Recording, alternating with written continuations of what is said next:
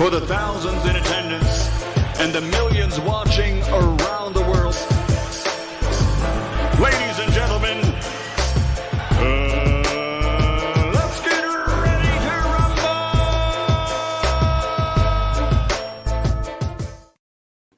Yeah. What's up? It's that boy Coach Malachi Williams in the building. And we back once again. I know I'm a couple of minutes late, guys. Please forgive me, but it is what it is. I was actually on the phone. Heard some really good news. I'm going to share everything with you guys at a later time, but everything is looking real good, looking real fresh. I want to say a shout out to everybody in the chat. Shout out to the Tabs. You know, shout out to Big Plans, Little Drive. I'm seeing some new names here. Tabs, you're a little kid, man.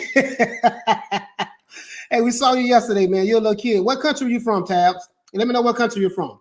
Shout out to Alex Gonzalez. Shout out to my sister Lisa Bales. Shout out to Harleen. Shout out to Hardline Boxing Talk. You see what I'm saying? Shout out to Alex Gonzalez. Shout out to let's see who else we have. Shout out to Corn Kid. Shout out to my brother Shelton Moore. Shout out to my brother Charlo. You see what I'm saying? Shout out to Michael Buffer. Shout out to Neil. What's going on, fam? Oh, Tab said he from Pakistan. Make sure you let me in the broadcast. Man, we tried that yesterday, man. We tried to let you in the broadcast yesterday. You didn't say nothing. Tell us what you want to talk about. Tell us what you want to talk about. You see what I'm saying? Shout out to Ignorant Boxing, my brother over there, Ignorant Boxing. Shout out to Elliot Conway. Elliot from Ireland. Okay, good. What's going on, fam? Hey, listen. Hey, guys, we're gonna get right into the topic, but before we do, I want to clear something up.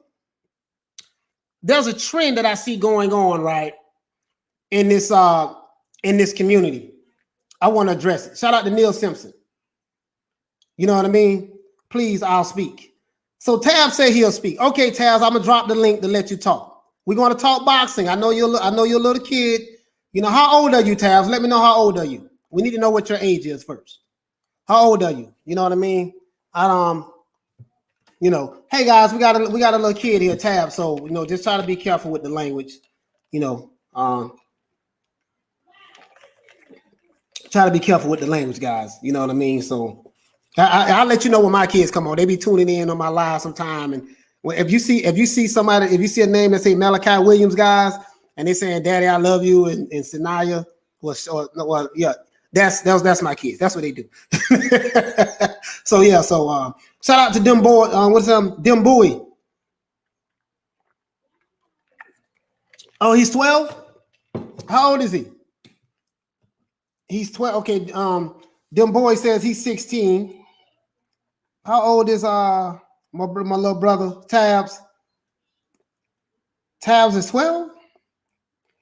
Anyways, guys. Let's shout out to him. I don't know if y'all can hear the super chat.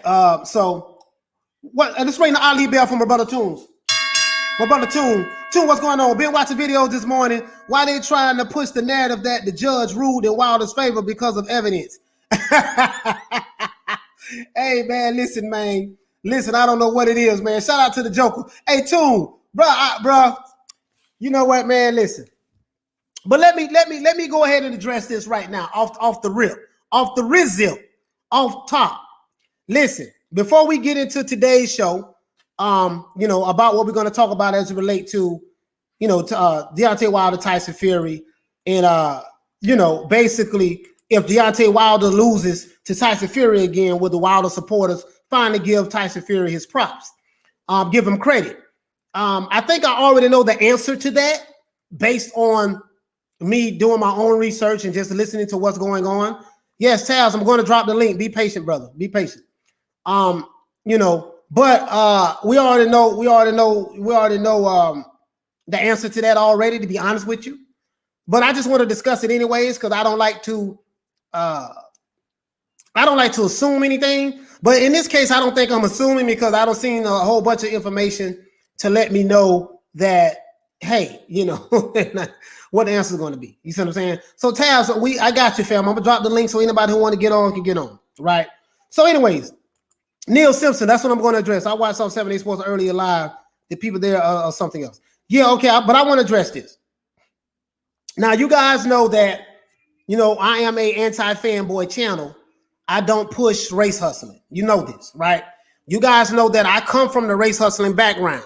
You guys know that I was a Marxist. I was my mother when she came over here from the DR, Dominican Republic. My mother met my father, and my father was a heavy, strong militant in the Black Power movement. My parents was born in the 40s, right? So my grandfather, as well, he came up in Harlem, New York, was in the Nation of Islam. I explained all this, guys, to you who don't know. If you're new to the channel, you understand that. So I come from that background, the conscious community, having debates, all of that stuff there, pushing a certain narrative. Everything is racism. We've been there, done that, right? I'm not going to go down that rabbit hole on this show. But what I want to say is this. There's something that I'm seeing that's very disturbing in the conscious community, and it's coming from one guy. So I'm going to address it. And the reason I'm going to address it is not because anyone asked me to address it. I just want to address this before we get into the show. You see what I'm saying? I just want to address this before we get into the show, right? We are YouTube content creators who cover the sport of boxing. That's it. Hold on, guys. Hold on. My daughter's screaming.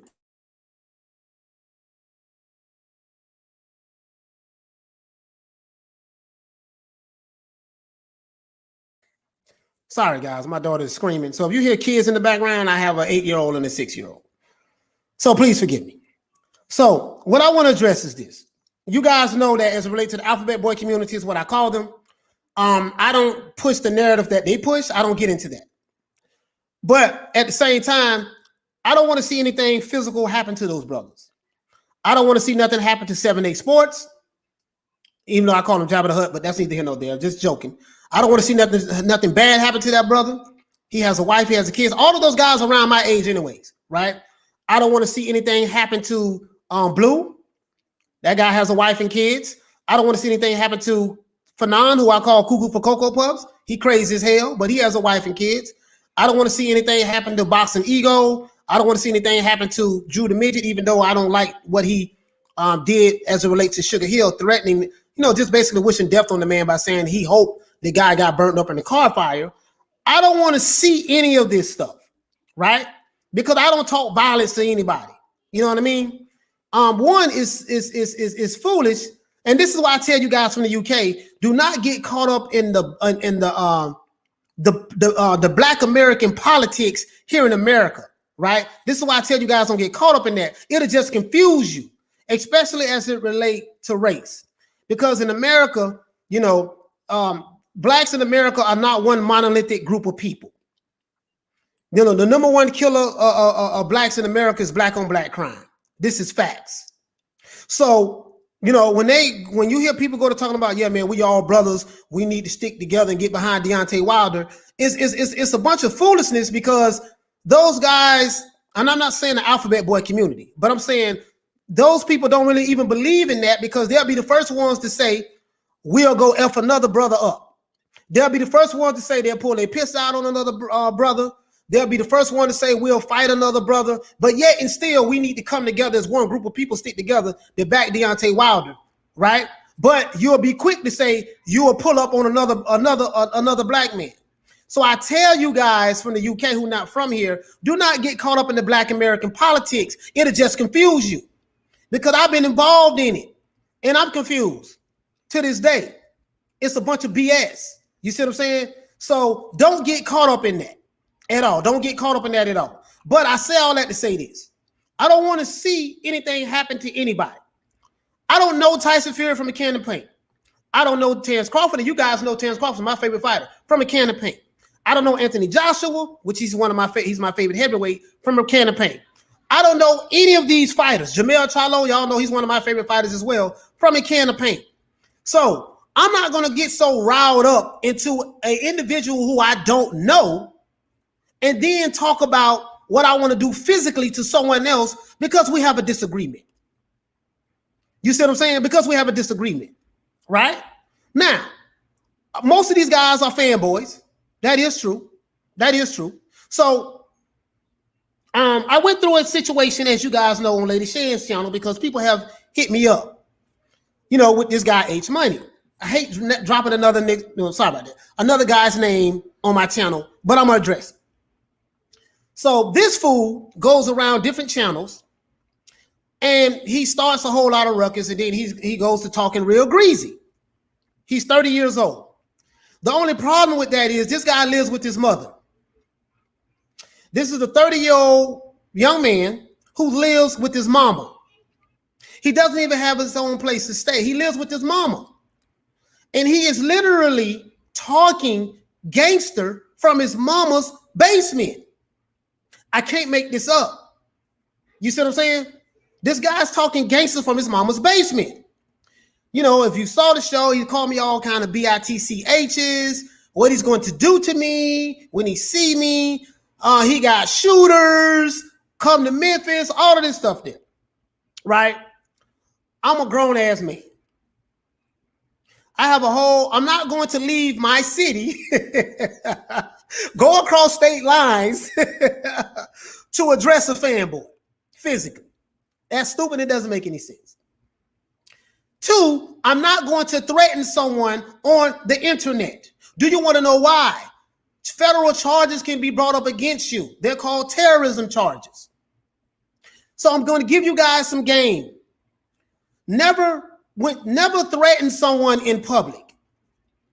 If you threaten someone in public and that person was to take those threats, terroristic threats, seriously, that person can go to the authorities.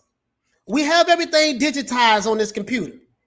That person can go to the authorities and say, hey, this person threatened me. He's from this state, this city. This is the IP address. This is the video. I feel like I'm in fear of my life. And then that same person can literally may see you somewhere and that person may do something to you. The law is going to be on that person's side. You want to know why? Because he has proof that this person threatened him. This person said that he's going to do physical bodily harm to you.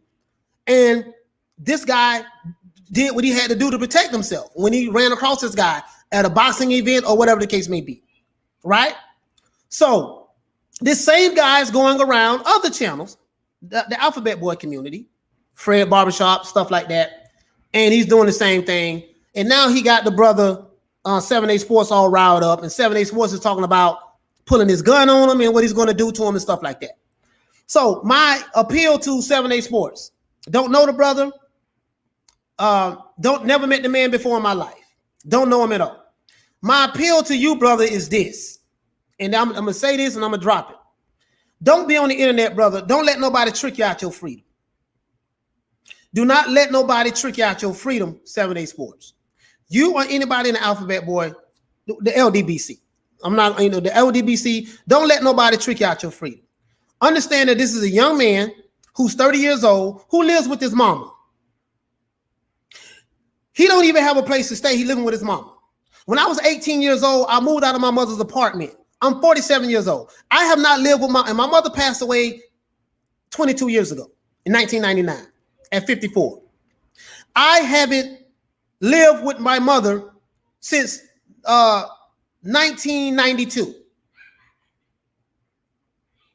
You do the math. And my mother passed away 7 years later. I've been taking care of myself since I was, financially, since I was about 14, 15, somewhere up in there. I don't have time to argue with the guy I'm 47, who's 17 years younger than me, that's living with his mama. This fool even gave me his address, his mama's address. Come to Memphis. This what we're gonna do. I even got shooters. Shooters for what? It ain't that serious. So you want me to come to Memphis, get in trouble with the law, come see you and your shooters, so I can get shot up or killed or whatever the case may be. Then your ass gonna go to jail for life. And then let me ask you another question. You threatening me, telling me what you're going to do. While you're doing all of this stuff, what am I supposed to be doing? So I'm just going to just sit there and say, oh my gosh, he's going to do this to me. Oh, woe is me. What I'm going to be doing? What I'm going to be doing while you're doing all of that? Do you really think I'm just going to be sitting there? Like, really? So I say all that to say this. There's a level of toxicity in this community that I see. Yeah, we can make videos and joke, laugh. That's fine. But when you go to talking about gunplay, leave that in the streets. In America, let me pull this back because I see I'm getting kind of blurred. In America, the number one killer of black Americans in America is black on black crime. So I don't want to hear nothing about we all brothers and we gonna stick together and yada, yada, yada, yada. But yeah, you pulling pistols on people who look just like you and you killing them.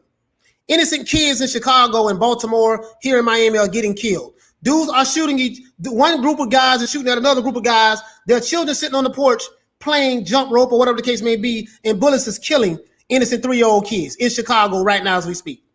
In Atlanta, in Miami, in Liberty City, in Overtown, where I'm at, and throughout America. We don't need that in boxing. Tabs, do not ask me for the link again. I'm going to block you.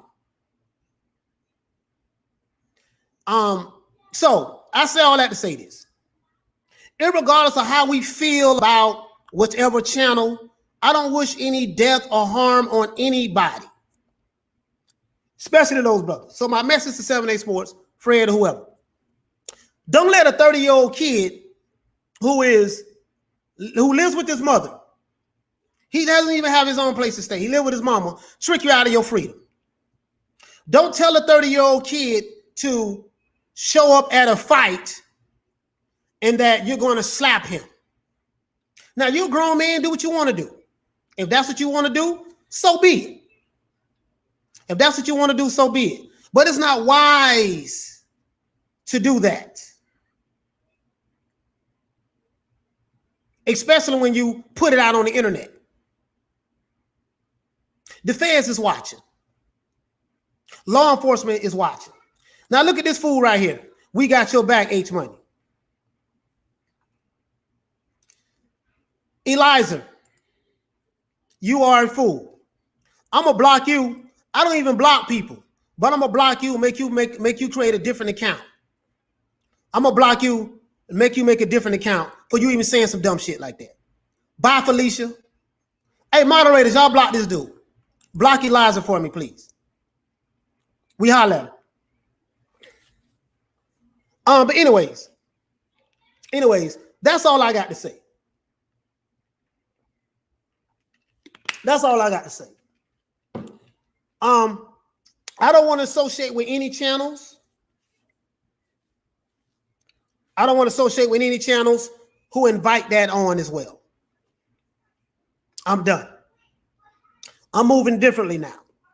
So I'm done. I'm out of here. It is what it is. So now, no, Tabs, I'm not blocking you. I'm not blocking you, brother. I'm not blocking you. You good. You good. All right, that's cool. Now, let's get back to the subject at hand. So we don't want no harm done to anybody in the boxing community. I don't wish no harm on the LDBC. You know, I tell you, brothers, do not let this fool H Money trick you out your freedom. Because he's not gonna show up at any fights. I'm gonna be at fights. I'm gonna be at the Teofimo Lopez fight in Cambosa right here in Miami. I'm gonna try to get to the fight in Atlanta. Shelton hit me up on that, but if I don't physically go to the fight, I want to try to at least get to Atlanta. It's just I have a lot going on right now, guys. I have a lot going on in it's crazy right now. Just for these next coming weeks. It's a lot going on, a lot of good stuff going on in my life. Just for this upcoming weeks right now. And then once I get by that, everything will be fine. But don't put out there on the internet, that you want to do stuff. You want to do stuff to somebody. Tell them to meet you at the fight. And then you say, I'm going to do A, B, C, and D to you. And you in your 40s. Do you know how stupid that sounds? You're in your 40s and you're threatening dudes on the internet. They have a law under the Patriot Act called terroristic threats. They have your IP address. They will pull up on you. Literally. So that's all I'm saying. That's my advice. So let's move on. Let's move on. I didn't want to talk about that too long, right? Let me see. What you say? You said you are correct. I don't want to see any harm to anyone in the boxing community as well. I'm going to the Wilder Fury fight. I don't want anything bad to happen. Exactly. Period. This ain't got nothing to do with you hard, I'm soft, all that stuff there, yada yada yada. There's a whole lot of Billy badasses in the grave right now. And when something happens to you, you get killed. Them same dudes on the YouTube community is going to be laughing at you. The same dudes in the YouTube community is going to be laughing at you when something happens to you. Yeah, they're gonna laugh at the drama, but at the end of the day, if something happened to you, it's out of there. So now, let's go ahead and talk about this. Go ahead and talk about this. So I want to say all that to say this. Shelton Moore, what you say? People, if you put stupid stuff in this chat, you will be blocked. Right. So anyways, let's go ahead and I'm going to drop the link so anybody can come in and get on. So anyways, now, the question I ask is this. Alex, I'm gonna drop a video on that. How about Pac and Spence fight? Are you gonna be in Vegas? That's a good question. Good question, Alex. What date is that fight? I haven't checked and seen what date is that fight. I haven't shot a video on Pac-Man and Spence yet. Me personally, I think Pac-Man is gonna get beat. The break's gonna get beat off of him personally, but that's in here. No, I'm gonna address it in another video. I'm gonna let everybody else make their videos about it, and then I'm gonna drop a video on it myself. Right, that's what I'm gonna do. Shout out to my brother Toon. We're gonna ring the Ali bell for my brother Toon for the super chat. Just watch the bid. Looks like 7-8 got offended because Ace Money asked for proof of Wilder's dip. Don't know the full story. Yeah, you gotta know the full story. That ain't had nothing to do with it. That ain't had nothing to do with it. Ace Money talking real greasy right now, threatening people. Talking about what he gonna do, calling people out of their name. He got shooters, this and that, yada yada yada yada. It's beyond boxing at this point. So other than that, that's it. But I'm done with that Toon. Anyway, but shout out to my main man Toon. Shout out to everybody in the live. So now I already know the answer to this, guys. You know, if Deontay Wilder loses to Tyson Fury again, will Deontay Wilder supporters, that includes the Alphabet Boys, will Deontay Wilder supporters give Tyson Fury credit? If you check his gloves 20 times, if you have the FBI, the CIA, the Department of Homeland Security there, right? If you have all of them there, and I'm gonna drop the link so anybody want to come in can get in. If you have the Department of Homeland Security there, you have the FBI there, we have the Secret Service there, we have the CIA there, we have what is it? The arms, the armed services, just all of these different federal alphabet entities within the United States. They're at the fight to check Tyson Fury's hand wraps thoroughly, to check his gloves thoroughly, to have it on video so millions of people from around the world can see, right? If we have that at the fight, to play, we have that at the fight, right? And we test Tyson Fury for drugs before he steps in the ring. 25 times before he steps in the ring. And then we test him again 25 more times after he steps in the ring. After the fight is over with. If he clears all of those things, we find out he didn't have anything in his gloves, he didn't have anything in his hand wraps. We gotta make sure that Wilder doesn't wear a costume. And we don't want Wilder to drink any water. Don't drink no water, right? Mark Breland is not there anymore, so he can't be the scapegoat. If all of those things were to clear, right? And if Tyson Fury was to overcome all of those obstacles, they find out that he wasn't cheating. They had forensic tests on his gloves. They checked the hand wraps, the FBI, the CIA, Department of Homeland Security, the Secret Service, the armed forces, the Army, Navy, Air Force, and Marines were there to check his hand wraps and his gloves. And if everything come back clean with the gloves, Wilder can't wear no more costumes to the ring, right? We want to eliminate all excuses, and we want to eliminate any possibility of Tyson Fury cheating. I'm not saying Tyson Fury cheated. You see what I'm saying? I'm not saying that at all. I just want to know, if we do all of that, and if Tyson Fury somehow, some way, was to defeat Deontay Wilder again, whether it be by 12-round decision, knockout, or TKO, will the Wilder supporters, contrary to popular belief, I like Deontay Wilder. Shout out to Lisa Bells. Shout out to Carmen Serene. Shout out to my brother Philly Fly. Shout out to Bonatti. Shout out to my brother Ignorant Boxing. Shout out to Shelton Moore. Shout out to my brother Michael Buffer. Let's ring the Ali Bell. And shout out to JC in the building. Ring the Ali Bell for those brothers. Jeff Lucietta as well. I just want to know, will they give him his credit? Now, you guys know why I stand with Tyson Fury right now. He's a liar. I don't like Tyson Fury.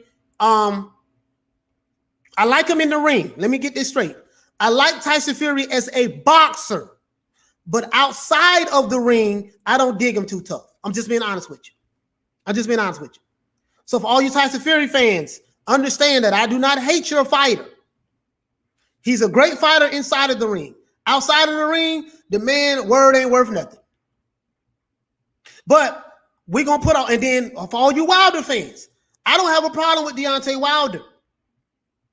My issue with Wilder, and I have been consistent, if you look at any video I've made, my issue with Wilder was he made 1,000 excuses when he lost and got beat. Shout out to my brother Charlo, man. Charlo. Ali Bell for Charlo. So, this is what my issue was with Wilder. Now, we're gonna give everybody a clean slate today. Deontay Wilder, the twerkinator, I'm going to give you a clean slate, brother, today. I'm not going to call you the twerkinator no more. I'm not going to talk about you twerking. I'm not going to talk about you wanting to have children from your significant other. Even though you said all of that and did all of that, I'm going to put that to the side. Shout out to my main man, D-Town Blaster. Let's hit the Ali Bell for the super chat for my brother D-Town Blaster. Ring the Ali Bell for D-Town Blaster. So I'm going to put all that aside. I'm not going to call Tyson Fury the Gypsy Queen and show where he's kissing men in the mouth, Sefer Safari and all that stuff there. I'm going to put all that aside.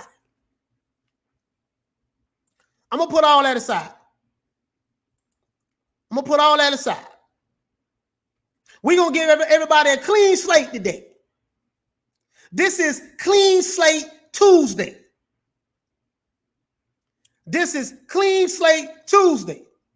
Now, if I see Wilder twerking again, if I see Fury kissing men in the mouth again, then it is what it is. But we're going to give him a clean slate. What I want to know is this. If Fury was to find a way to win again, will they give him his credit and his props? Richard says they have not even fought yet, and the Alphabet Boys claiming Fury trying to duck Wilder already.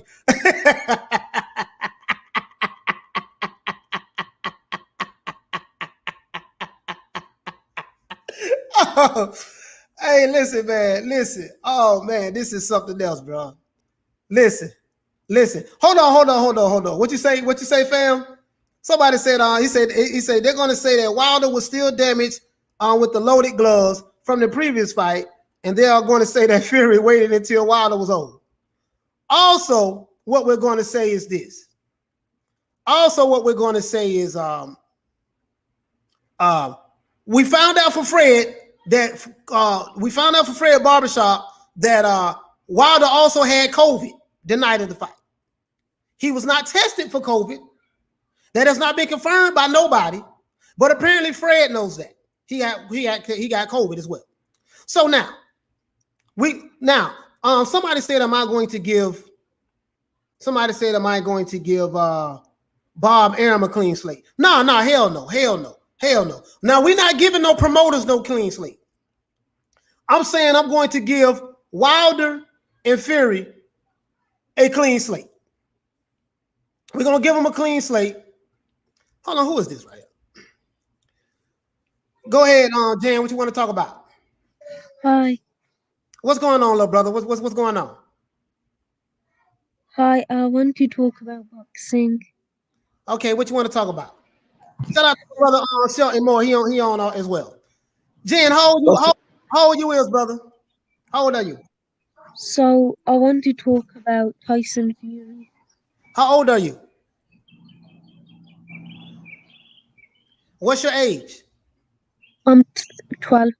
All right, you're 12. Okay, you're from Pakistan. All right, young brother. All right, that's beautiful. That's beautiful, brother. Go ahead. What you want to talk about Tyson Fury, brother? Go ahead and talk to us. I want to talk about if Deontay Wilder loses again. All right, so if he loses again, let me ask you a question. If he loses again, do you think that Deontay Wilder's fans will give him credit? Or will you think you think they'll give Tyson Fury credit for winning? Yeah. You do? Okay. Yeah. All right. Okay. All right. That's good. That's good. I don't personally, I don't think so. I don't think they would give him credit, but if you believe so, you have more faith in them than I do. And are you gonna watch the fight? Yes, sir. I am gonna watch the fight. I'm gonna watch the fight because I want to commentate on it. That's gonna be a big fight right here in the United States. So I'm definitely going to watch the fight. Okay, thank you. You're welcome. Is there anything else you want to say? No, thanks. Bye. All right, bye-bye. All right, everybody. Listen, man, shout out to my main man, Jan. I guess he created 2 accounts. We just had to let the little brother come on, man. Let him come on, and that's real touching there, man. I'm getting all choked up over here, Shelton. Shelton, I'm getting choked up over here, man. Hold on, you on mute. Shelton, you on mute. That's a beautiful thing, man. The young brother said he just want to watch the fight. Yeah. He said he thinks the Wilder fans will give Tyson his credit, and that's a good thing. He has a great attitude, man. Yeah. Me personally, I do believe that there are some Wilder fans that will give Tyson Fury his credit, but there are some that will stick to the narrative. Right. That's just the way it works around here, as we've been seeing lately. Right. Yes, sir. And I want to say salute to the chat, everybody that's here consistently. You know how we get down over here. So no one wants to block anybody. Everybody is free to have their own opinion. That's what boxing talk is all about. But if you get in here and start disrespecting the women and saying stupid shit and racist shit, you will be blocked. You know what I'm saying? So just don't do it, man. We don't do that over here. You can go to a myriad of other channels and get all your racist and crazy and stupid comments and disrespectful comments off. They like that stuff over there. Over here, we trying to talk straight boxing, about boxing, and have intelligent conversation. So that's been put out there for you now. So there's no way to get it twisted or misconstrued. So when you get blocked for saying something stupid, don't get to bugging the coach talking about why did you block me. I'm telling you why you got blocked right now. All right. Percy Cole, that's a good question, brother. But again, will Fury fans give Wilder props? Percy, that's a good question because we was gonna flip that. I'm gonna be honest with you guys. I think that both camps, right? I'm gonna support both fighters. I'm gonna support Deontay Wilder, and I'm gonna support Tyson Fury. I do know and understand from what I've been seeing, guys, that there's an element of Deontay Wilder fans. There's an element of Deontay Wilder fans who truly believe that Tyson Fury is a piece of you know what, and he cheated. And there's nothing that I can say or anyone can say that's going to make them feel different. I understand that, right? I understand that. And I do understand that. I truly do. There's an element of Deontay Wilder fans. Sorry about Deontay Wilder fans that feel like Tyson Fury cheated.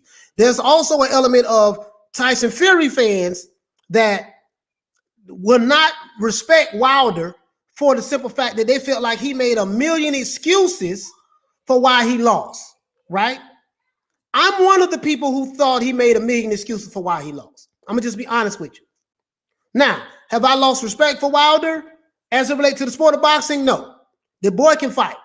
He can fight. Hold on, guys. My kids again.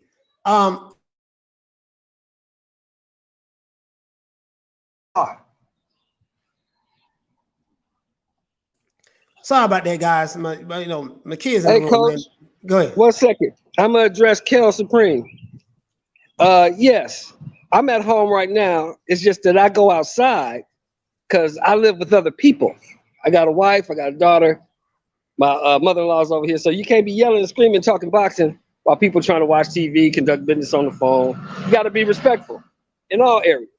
That's why you see me outside a lot. Go ahead, Coach.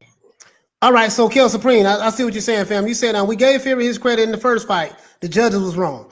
No, sir, that's not true. I mean, that's true to a degree, Kels, but I remember what the narrative was. Tyson Fury cheated with the gloves. He cheated with the gloves. That's what a lot of the people have been saying because his gloves was flapping.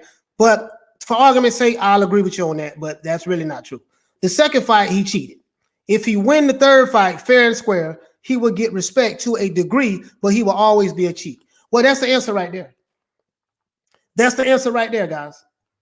That's the answer right there. So, yeah, that's the answer. So, Kels represent a segment of Wilder fans, pretty much what they believe. Because you have fans and you have fanboys as well. Go ahead. Can I ask a question, Coach, to Kels? Go ahead. Where's the evidence that they were supposed to bring out? They had documents and they had documented evidence. It's been almost 19 months. Am I right? Like 17, 18 months? 19 months? Yeah, it's been 15 months, going on 16 15 months. Okay, going on 16 months.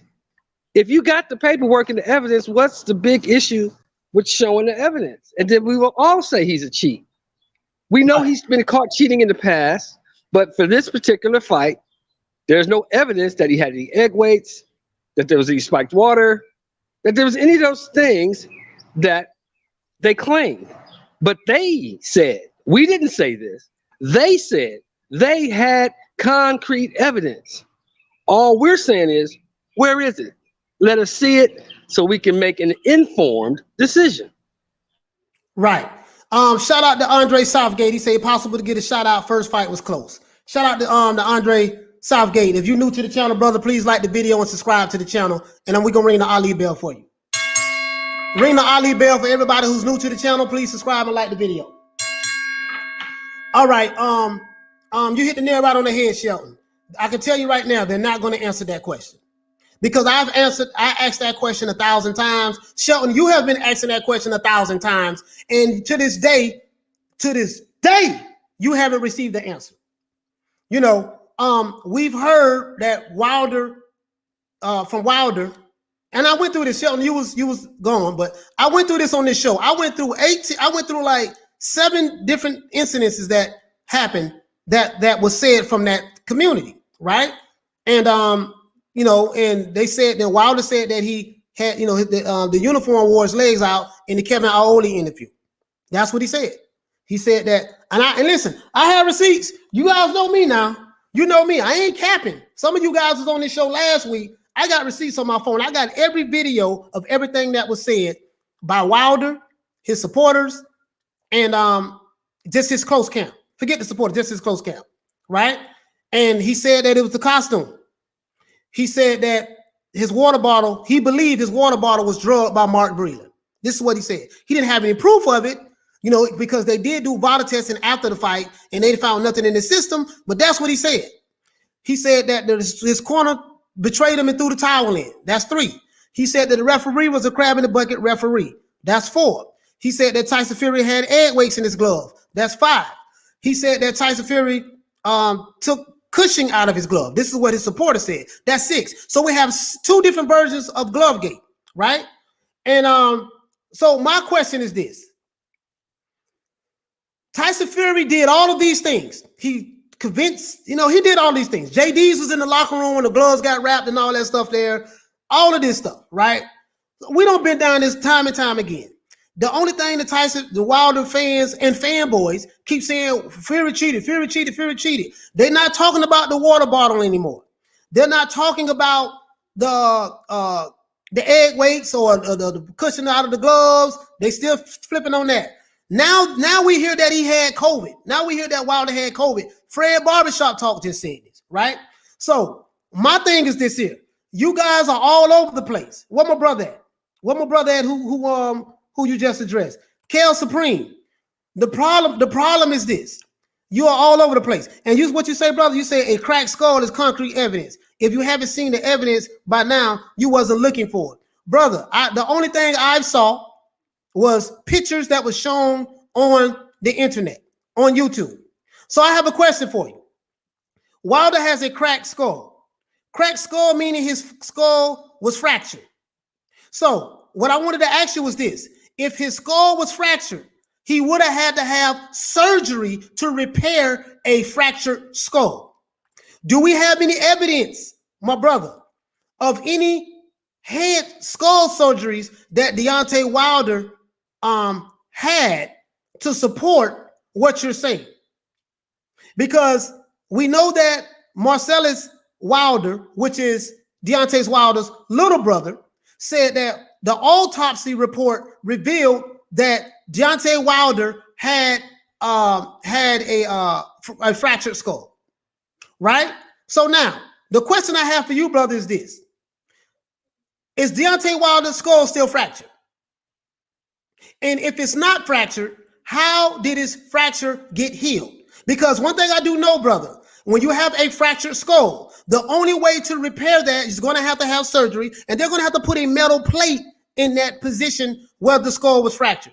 So did he have brain surgery or skull surgery to repair the fractured skull? That's one question I have for you, Kales. The next question I have for you is this. Immediately after the fight, my brother, the Nevada Athletic Commission was there and they checked Tyson Fury's gloves. So they check all the fighters' gloves. This is, and they check Wilder's gloves. If there was egg weights, any metal objects in the gloves, sir, they would have found it that night. Now, go ahead. One more question, Coach. One more question. Let's go back to what you were just talking about. The man said, his brother, he said the autopsy report reveals. Mm-hmm. So when the man says autopsy, Kel Supreme, that means that Deontay Wilder died after the fight, right? They performed an autopsy because they only perform autopsies on dead bodies to find out the cause of death.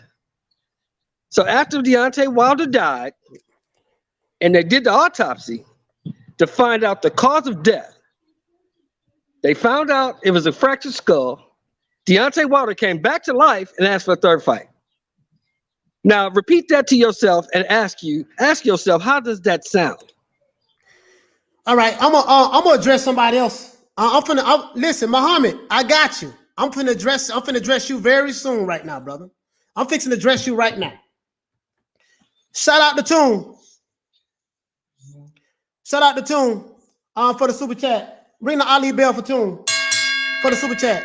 Now, you can't dent a skull. I gave Wilder the benefit of the doubt until the scratching the meat out of his ear. Then the water was the last straw. I get that. Yes, sir, Toon. Shout out to my brother Toon. Muhammad says, has the commission ever caught anybody cheating before? In the past, people have were able to get away with cheating. But do you know the rules and regulations of Nevada right now? If you don't know, I can play a video for you from Teddy Atlas, who can break it down for you. I've shot a video on this last week. I don't want to keep rehashing this because I've already covered this. But I understand, Muhammad, that you are new to the channel. You probably don't know. But the way Nevada does it is this.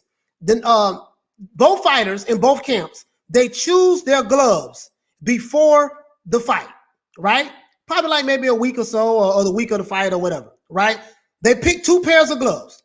Tyson Fury says, I want to fight with these gloves. Deontay Wilder says, I want to fight with these gloves. Just in case you guys don't know.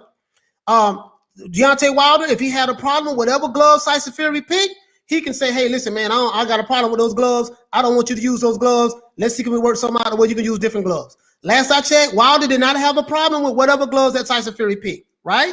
Fury did not have a problem with whatever gloves Tyson Fury picked, right? Then the Nevada Athletic Commission, this is what they do now. I know what Margarito did years ago, but Margarito got caught. He got caught. So this is what they do now. They take the gloves, sir. They put the gloves in a safe, separated from both fighters. You can't dent a skull with regular gloves. Okay, I'm finna kill all that right now. Brother, you're making this too easy for me right now, Kills. You're making it too easy for me. So they put the gloves in the safe, brother. The fighters do not see the gloves until the night of the fight, right before they walk in the ring. Now, when Tyson Fury was inside of his locker room, sir, and I went over this 100 times, this is going to be the 101st time I'm going over this again. When Tyson Fury had Nevada Athletic Commission in there, JD's, which is Tyson Deontay Wilder's trainer and manager, JD's. If there was anything going wrong with the hand wraps, JD's would have spotted it right away and said, no, we couldn't, no, there's something wrong with these hand wraps. JD's saw nothing wrong with the hand wraps. He didn't see any metal or anything. Then, with the Athletic Commission in there, Mauricio Suleiman, JD's, all of these different people in there, right? They was in there. So then he put the gloves on. They checked the gloves prior to Wilder and Fury putting their gloves on. They didn't see any egg weights in there. The egg weight is the size of this mouse. For all you guys don't know what an egg weight is. It weighs like 3.5 pounds. Excuse me, Coach. Go ahead. The young man is back in the backstage. I guess he wants to say something else. Is the 12-year-old? Oh, okay, yeah. I see him, but he gonna have to wait for a minute. Anyways, so my point is this here. You guys are sticking to the gloves, right? I get that. You're sticking to the gloves. So, and then they wrap the gloves up, they tape it up, and they sign off on them. Do you know why they sign off on the gloves? Signature on the glove, signature on the tape means that this is the way VADA does. This is the way they do it in Las Vegas right now today. It would be damn near impossible for anybody to cheat in Las Vegas with gloves. The only way Fury could have pulled that off, for what your guys are saying, he would have had to pay off VADA, Mauricio Suleiman. He would have had to pay off JD's. JD's was right there. So what do you say about JD's being right there watching everything transpire? So what you guys are saying is JD's was in on the conspiracy. What you're saying is there was a conspiracy against Deontay Wilder and all of the parties who conspired against Deontay Wilder to make sure that he got cheated from a fighter that's not from the United States. Mauricio Suleiman is right here in America. Nevada Athletic Commission is right here in America. The referee, was Kenny Bayless, who checked the gloves in the locker room as well, and the hand wraps, was right here in America. A black man on top of that, black like Deontay Wilder. Not does that mean anything, but I just wanted to throw that out there. What you're saying is, all of these people would have had to be in cahoots in this day and time to allow Fury to put egg weights in or both take cushion out of his gloves, right? This is what you're saying happened.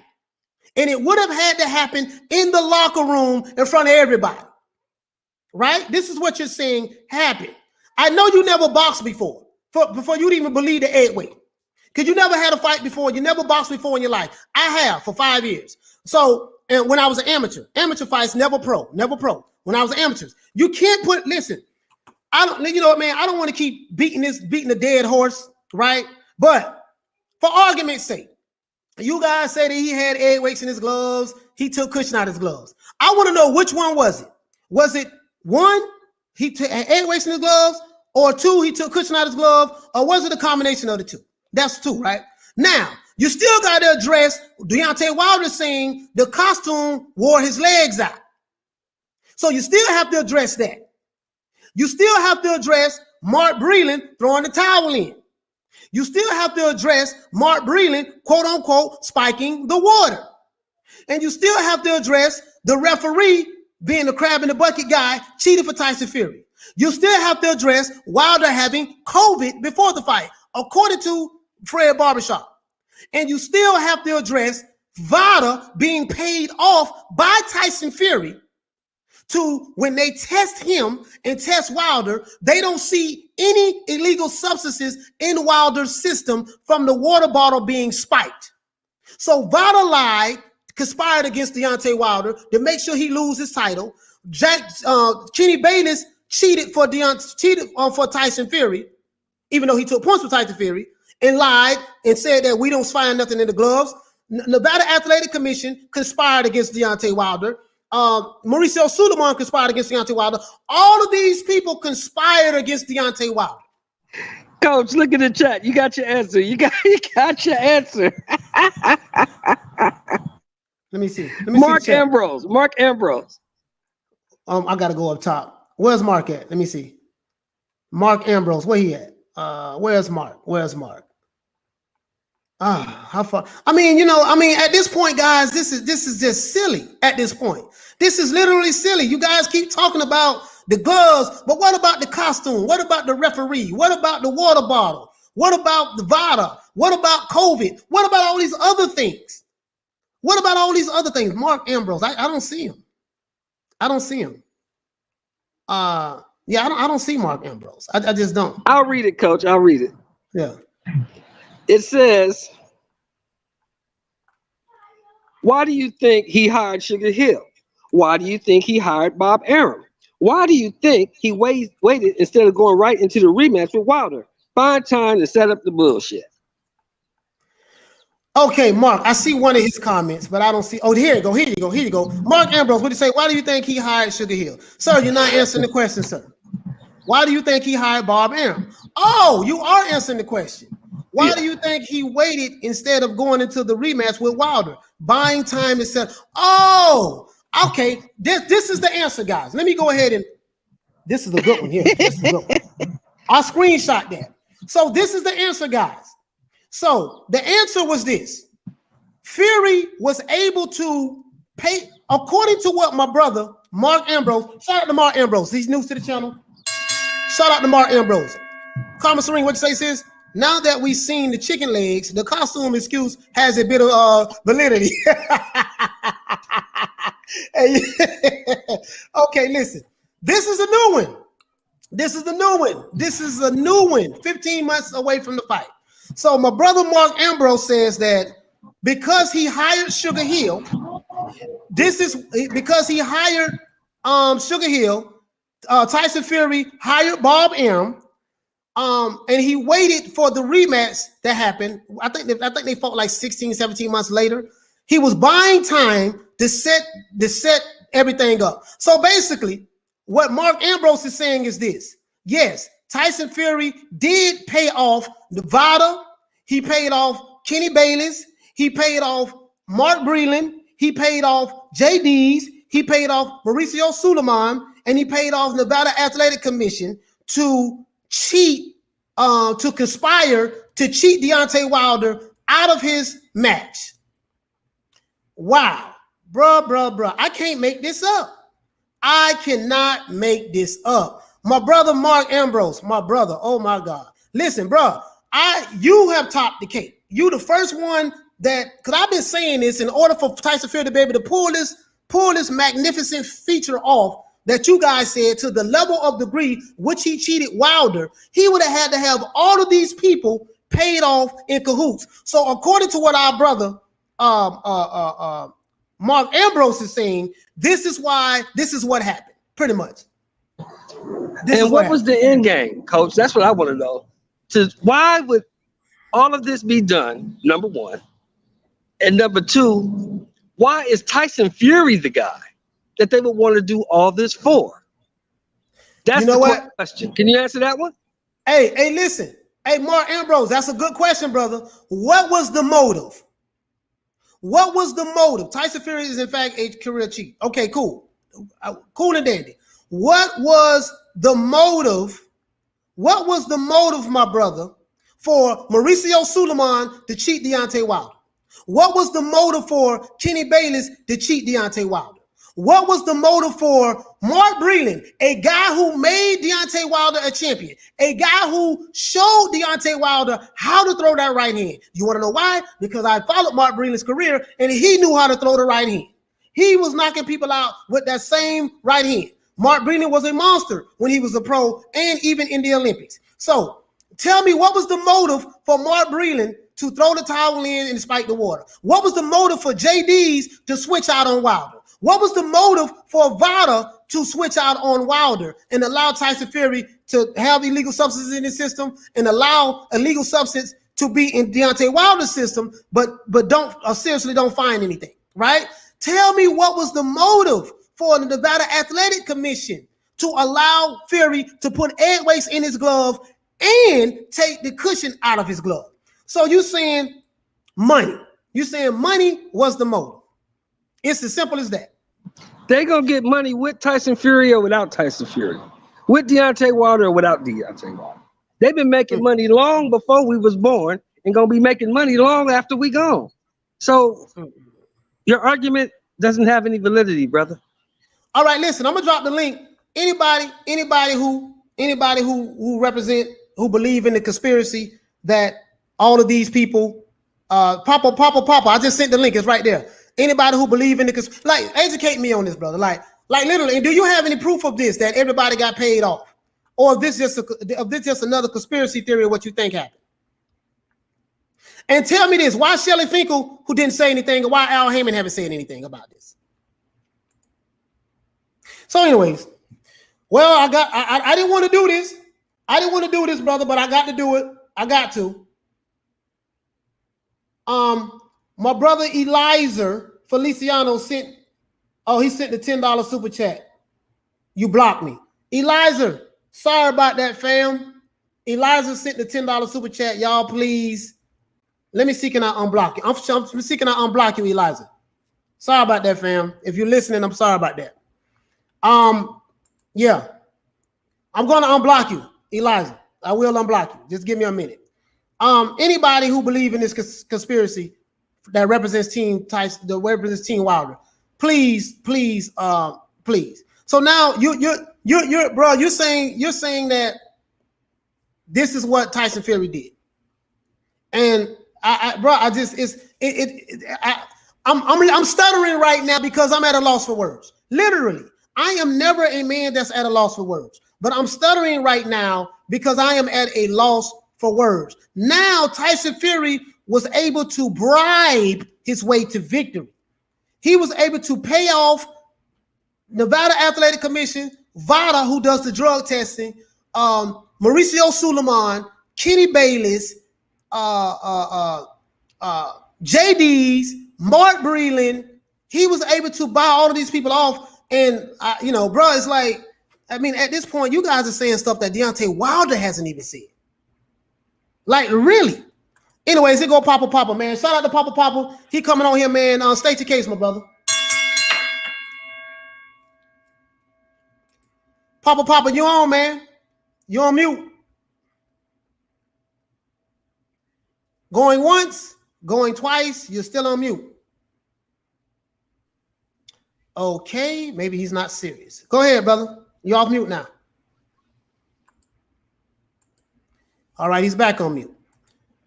All right, anybody who wants to come in, it don't matter to me. Anybody want to come in, it don't matter to me. And actually speak and say something? Actually speak and say something. I don't want to go through these receipts again. I have. The link is right here. LR, the link is right. I just dropped the link. The link is right there. I don't want to go through these receipts. I have again, because I just did this last week. I broke this down, bro. I broke it down.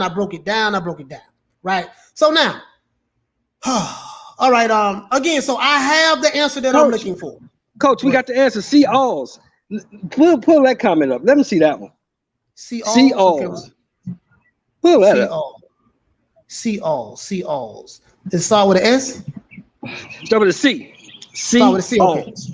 Okay. Yeah. See alls. Okay. Wait a minute. Let me see. I don't heard it all, man. See alls. There you go. See alls. Buy all these people off, but not will pay Wilder 20 million step aside so he can fight AJ. Bro, woo! Yeah, that's a good one. So he bought all these people off, but he won't pay the 20 million on the step aside. All right, let me go ahead and let Terminator. Terminator, come on in, man. He was in here yesterday. Shout out to the Terminator. Terminator, go ahead and talk, brother. Terminator. You was on yesterday. Go ahead and talk. Come off mute, brother. Come off mute. I don't know what's going on today, man. I'm inviting these guys on and no one is saying anything.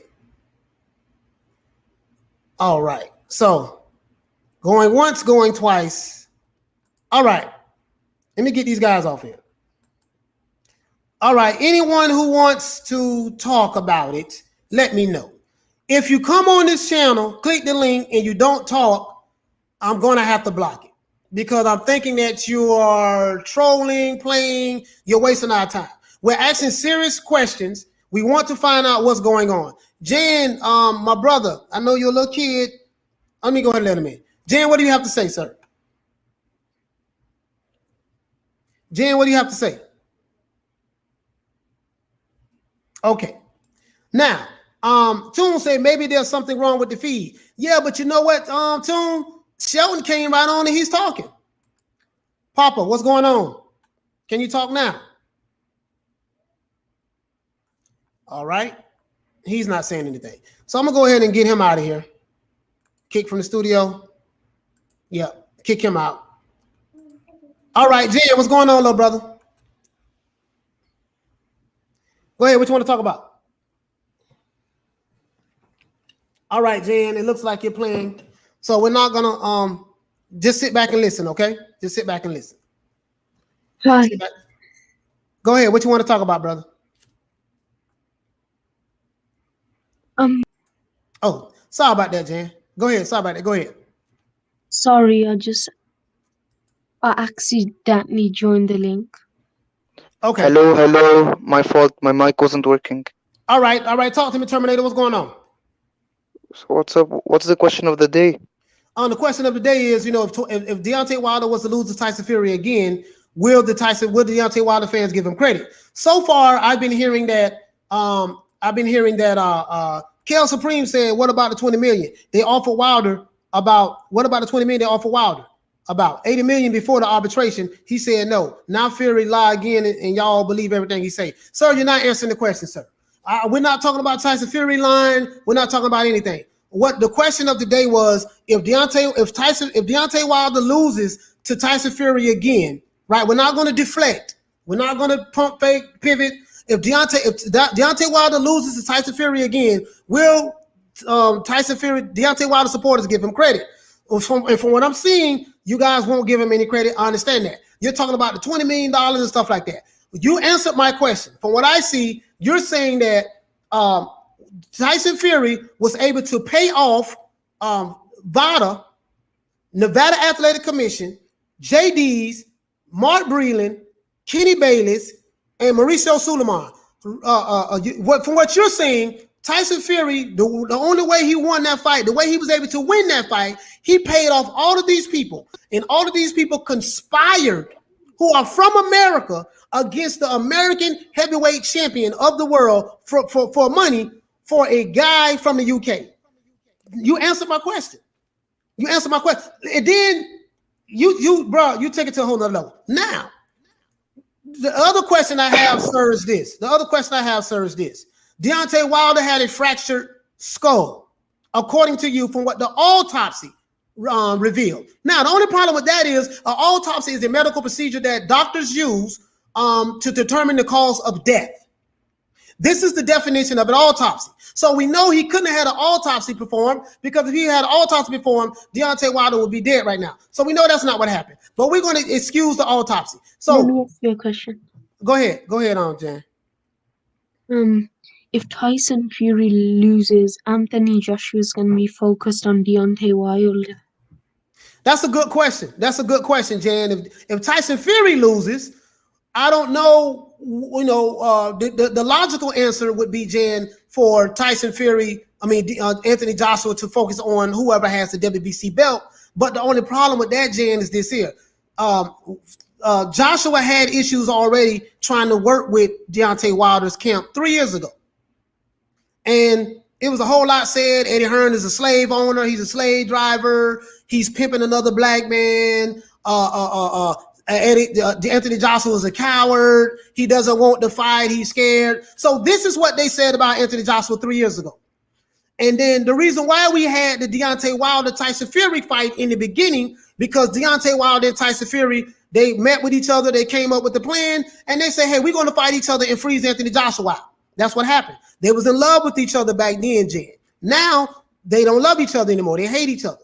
So that's a good question. If Wilder was to prevail and win, it will validate and vindicate it will vindicate Wilder, and it will validate everything that everyone said about Tyson Fury in their eyes. Now, will Anthony Joshua make that fight? No, the question is, will Wilder want to make that fight? Because after what Anthony Joshua has been through with Wilder, and now recently Fury, I seriously doubt if he's going to take any one of those guys seriously. You see what I'm saying? So, but that is a good question, Jan. That's a good question. Real good question. Now back to what I was saying. So now Wilder had a fractured skull, right? You said autopsy, LOL. You full of it. I never said autopsy, but you're going to switch it around on me. Just like Hearn. No, brother. I didn't say you said autopsy. If you was listening earlier in the show, Kels, I said Marcellus Wilder, Deontay Wilder's brother, not you. I'm going to say it again just in case you have trouble hearing or anything like that. I said Marcellus Wilder. Marcellus Wilder, Deontay Wilder's little brother, said that the autopsy report revealed that his brother Deontay Wilder had a fractured skull. This is what I said, brother. I hope I cleared this up. Now, if he has a fractured skull, my question to you, my brother, is this. If Wilder had a fractured skull, the only way to repair a fractured skull, you have to have surgery.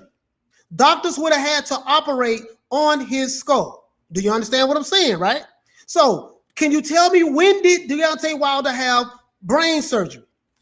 Oh, not brain surgery, skull surgery. Shout out to my brother Mihalio. Let's hit the Ali Bell for Mihalio for the super chat. I appreciate that, fam. Ortiz was cheated in the first fight against Wilder. Let's see. Let me go ahead and bring some other people in. Jan, I'm going to go ahead and kick you out right quick while we go ahead and handle some. No, I'm gonna let you stay on the panel. We got Boss Man 504 on.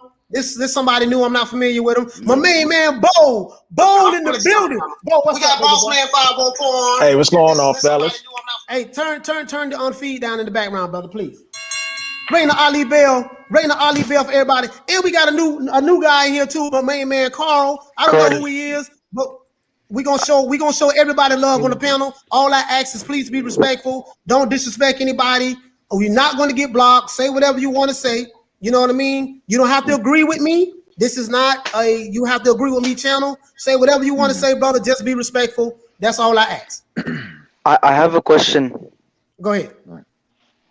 If Wilder manages to beat Fury, and he gets a fight with AJ, who you got? AJ. And why? And why? Who I got? That's gonna be a 50-50 fight. But I'll tell you why. I'll tell you who I got. I will have Anthony Joshua. I'm gonna tell you why I have Anthony Joshua. I think Anthony Joshua has a better all-around skills in that fight.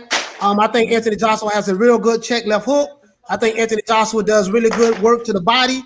Anthony Joshua is a good inside fighter. He understands range and distance. I think Anthony Joshua has a little bit better footwork than Deontay Wilder. Now, I will say this. I will say that Deontay Wilder does have a puncher's chance because he has that right hand. And as long as he has that right hand and he can land it, that's what he has. You see what I'm saying? So, that's not good enough. That's not good enough against somebody like AJ, bro. Right, you know what I mean? But I'm saying like there's a possibility that but he asked me to why. So I broke down why. I just think that from an overall boxing standpoint, Joshua is a better boxer. I mean, Deontay Wilder is not a boxer. He's a good fighter, but he's not a boxer. He has one shot, that right hand. And anybody who knows Wilder will say that. Anybody who supports Wilder, they don't talk about Wilder's footwork. They don't talk about his check left hooks. They don't talk about they don't talk about the angles that he can fight in. They don't talk about just basically how he's able to slip punches. They don't talk about his defense. They talk about one thing, that right hand. Everybody talks about the right hand. So I just think that against an overall boxer, the eraser. Right. That's what I think. So go ahead, brother. If you think about it, if Andy Ruiz's power stopped and gave AJ like he knocked him down, Wilder's power will like 100% knock him out. Okay, well, let me ask you a question. I'm gonna tell you why I'm gonna tell you why I agree, couldn't agree with that, and don't agree with that. Wilder didn't knock Tyson Fury out. Coach, can I say something after you? No. I'm talking about AJ. No. If Andy Ruiz gave trouble to AJ with his power, don't you think Wilder is gonna can knock him out cold? Yes, Wilder can knock him out cold, but do you think Anthony Joshua can knock Wilder out cold? No, I think that was Maurice Speed. I think Tyson Fury's too hard. Yeah, so yes, to answer your question, yes, Wilder can knock AJ out cold, but Anthony Joshua can knock Wilder out cold as well. This is the heavyweight division. Anything can happen. Coach, can I say something? Go ahead, Jan. So basically, Andy Ruiz, if Tyson Fury wins again against Wilder, Anthony Joshua got knocked out by Andy Ruiz. So Tyson Fury has a bigger chance of winning, because if it was Tyson Fury versus Andy Ruiz, Tyson Fury would beat him. But see, this is the problem with using circular logic. Basically, what you're saying is because Anthony Joshua got beat by Andy Ruiz in the first fight, you're saying that this is proof that Wilder would do the same thing, or if not worse, to Anthony Joshua. I'm gonna show you the problem with that. The problem with that is this. I've been watching boxing a long time. Muhammad Ali lost to Leon Spinks. Leon Spinks only had 7 professional fights. In the sport of boxing, fighters lose. This is what happens.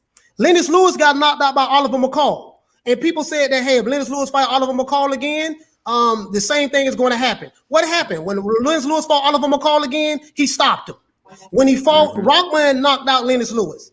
He knocked him out cold. When they fought in the rematch, guess what Lennox Lewis did? He knocked Rockman out, right? So you can't say, because in boxing, fighters lose. This is what happens. So just because Andy Ruiz beat Anthony Joshua, it doesn't. But guess what happened in the second fight? Because people always talk about Joshua losing. Dominated him. But in the second fight, Anthony Joshua beat that same guy who TKO'd him. He beat him for 12 rounds. You see what I'm saying? So you can't use circular logic. You can't say that, hey, because this guy lost to Andy Ruiz, you know, this what this other fighter can do. But when Andy Ruiz fought Joshua again, he couldn't repeat it. He got the brakes beat off on for 12 rounds. You see what I'm saying? And then Wilder fought Tyson Fury, and he got beat by Tyson Fury thoroughly. So I can sit back and say, well, man, you know what, man? Well, Tyson Fury beat Wilder the second fight. It ain't no need to see it on the third fight because Wilder also Tyson Fury gonna do the same thing. You see what I'm saying? So listen, in the sport of boxing, anything can happen in the sport of boxing. Just because the fighter beat you the first time, doesn't mean he's gonna do it again the second time. Doesn't mean he's gonna beat you the second time. Right, but go ahead, guys. Let me go and keep my mouth closed. Go ahead and talk. I'm about to say, can I answer a question? Because I kind of like new media. By the way, man, I rock with your channel, bro. I'm gonna give you flowers right now. You know what I'm saying? I listen to the LBDC, but they too biased. You know what I'm saying? And they do the racial thing. I'm a black man in America. I think I'm the only black man on this panel right now besides you. So, and I think everybody else is foreign and Fury and AJ fans. So I think we need a little balance on it. But to answer your question, if Fury beats Wilder this fight, what's the excuse? Will they give him his props? I don't believe they'll ever give him his props because they won't. It seems like every time it's a new narrative. Every few months, it's a new rumor. It's a new conspiracy. So I think with this situation, they don't want to accept that Wilder's just not the better fighter, bro. Fury's a bad matchup, and AJ is actually a worse matchup for Wilder than Fury in my eyes. You know, and you see the training videos with him and Malik Scott. Dog, he's just starting to throw combinations in practice, like in sparring and stuff, and it's just like it's way too late. So for him to just depend on that right hand for every fight, like a Luis Ortiz fight, you know what I'm saying? And that fight wasn't cheated. Luis Ortiz lost gas and got knocked out. There wasn't no rigged fight. Both them fights he got knocked out. They're just plain and simple. Y'all need to stop with the conspiracy stuff on both sides. You know what I'm saying? Yeah, I agree with that actually. So I feel like Coach, Fury's gonna beat Wilder this next fight. It's not gonna go further than 8 rounds because Wilder is just at this point. Fury already knows what he's dealing with, bro. He didn't fought Wilder for how many rounds? He already knows him in and out. Fury's a very smart fighter, and people sleep on Fury's IQ. His boxing IQ is that of like a welterweight in a 6'9", 280 boxer. You know what I'm saying? That's what makes him special. Yeah, his movement is proper special. Yeah. So I think they're not gonna give. I don't think they're gonna give Fury his props. Man, if Wilder wins, it's gonna be. If Wilder wins, they're gonna try to push. The narrative is gonna push Fury out the way, which is not gonna be fair. And try to get straight to the AJ fight, and AJ and them are gonna play games again. So it's gonna be like a little carousel. It's gonna be like a circus again, bro. It's bad. Yeah. See, my thing is that they pushing narratives, man. It ain't just the LDBC. I see a lot of other channels be pushing these certain narratives as well, man. They don't want to see the fighter that they're in love with taken out. Mm-hmm. Like I saw Blue Bug created something the other day talking about AJ is already the fix is in. He's already ducking Wilder. I'm like, where is he coming from? It's on saying? Both sides now. It's on both sides because they have Fury and AJ fanatics as well. But I think the LDBC just has like the worst conspiracy out of them all. Well, what they do is that they push narratives for money. Like, because I see it when they do with the whole Errol Spence and Terrence Crawford. Like, they just make up something and put out there and have it circulating around to get somebody to believe it, and then another one of their partners will put out the same video. But they don't even find the source that they get it from. They just make it up and spin it. That's how they are. Can I ask you guys a question? Boxing never been like this before. But go ahead. Can I ask you guys a question? Sure. Right. If Fury beats Wilder, yeah, and AJ goes to fight Usyk and beats Usyk, do you think that the undisputed fight will be made, considering the bullshit that's happened? I thought AJ said he was done with Fury. You know, after That's what I think. yeah, because he said he been trying to get the fight with him, and I guess the guy was playing around. So I don't know, man. I mean, money does talks, though. I mean, because you know it's all been about the road to undisputed for AJ. You know, I can answer that question. Based on what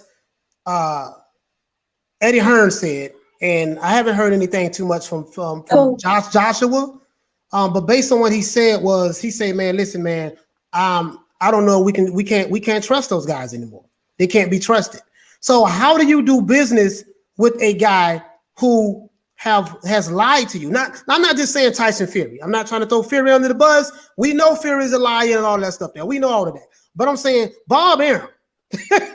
Bob Arum is woo. So basically, Bob Arum was telling Eddie Hearn, look, don't worry about the arbitration. The arbitration's not going to stop the fight. How do I know he said that? Because he said that on Fred Barbershop Talk, right?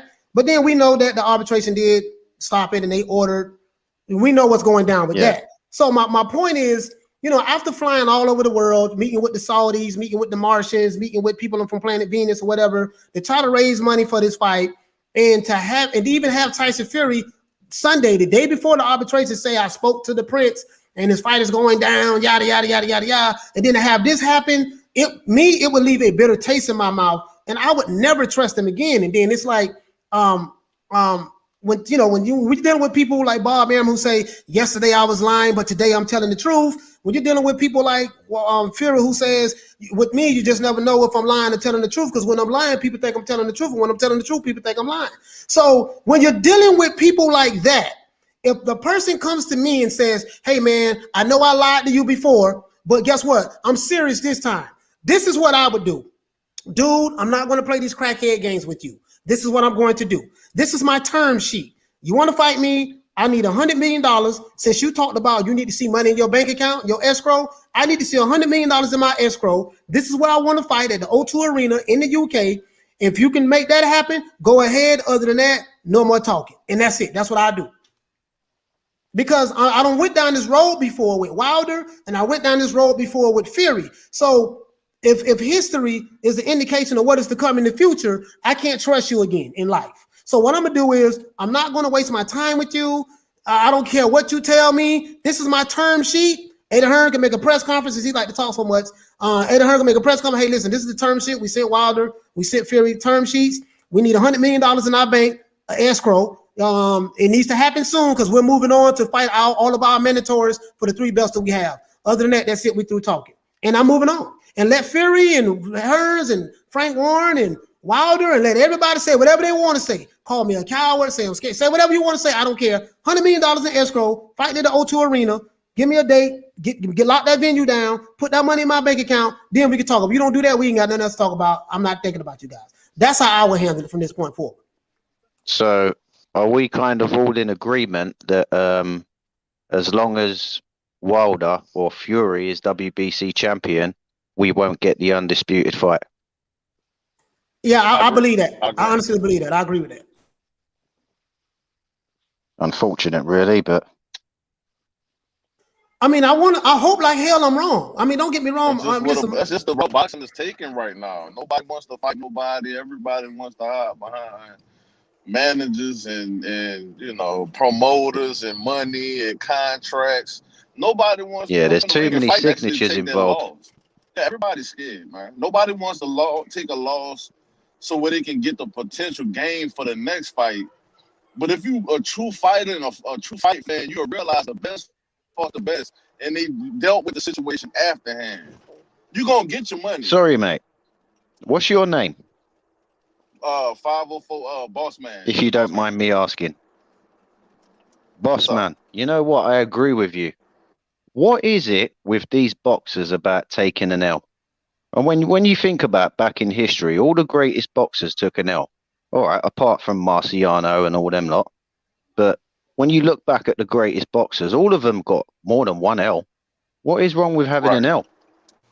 Because the thing is that they the thing is they feel as though if they take an L, it's going to mess with their money, and they might not had the potential to make as much money as they did before, which I don't know why. I mean, Manny Pacquiao got a lot of losses, but he's still the money man. So I think that's what it is. Exactly.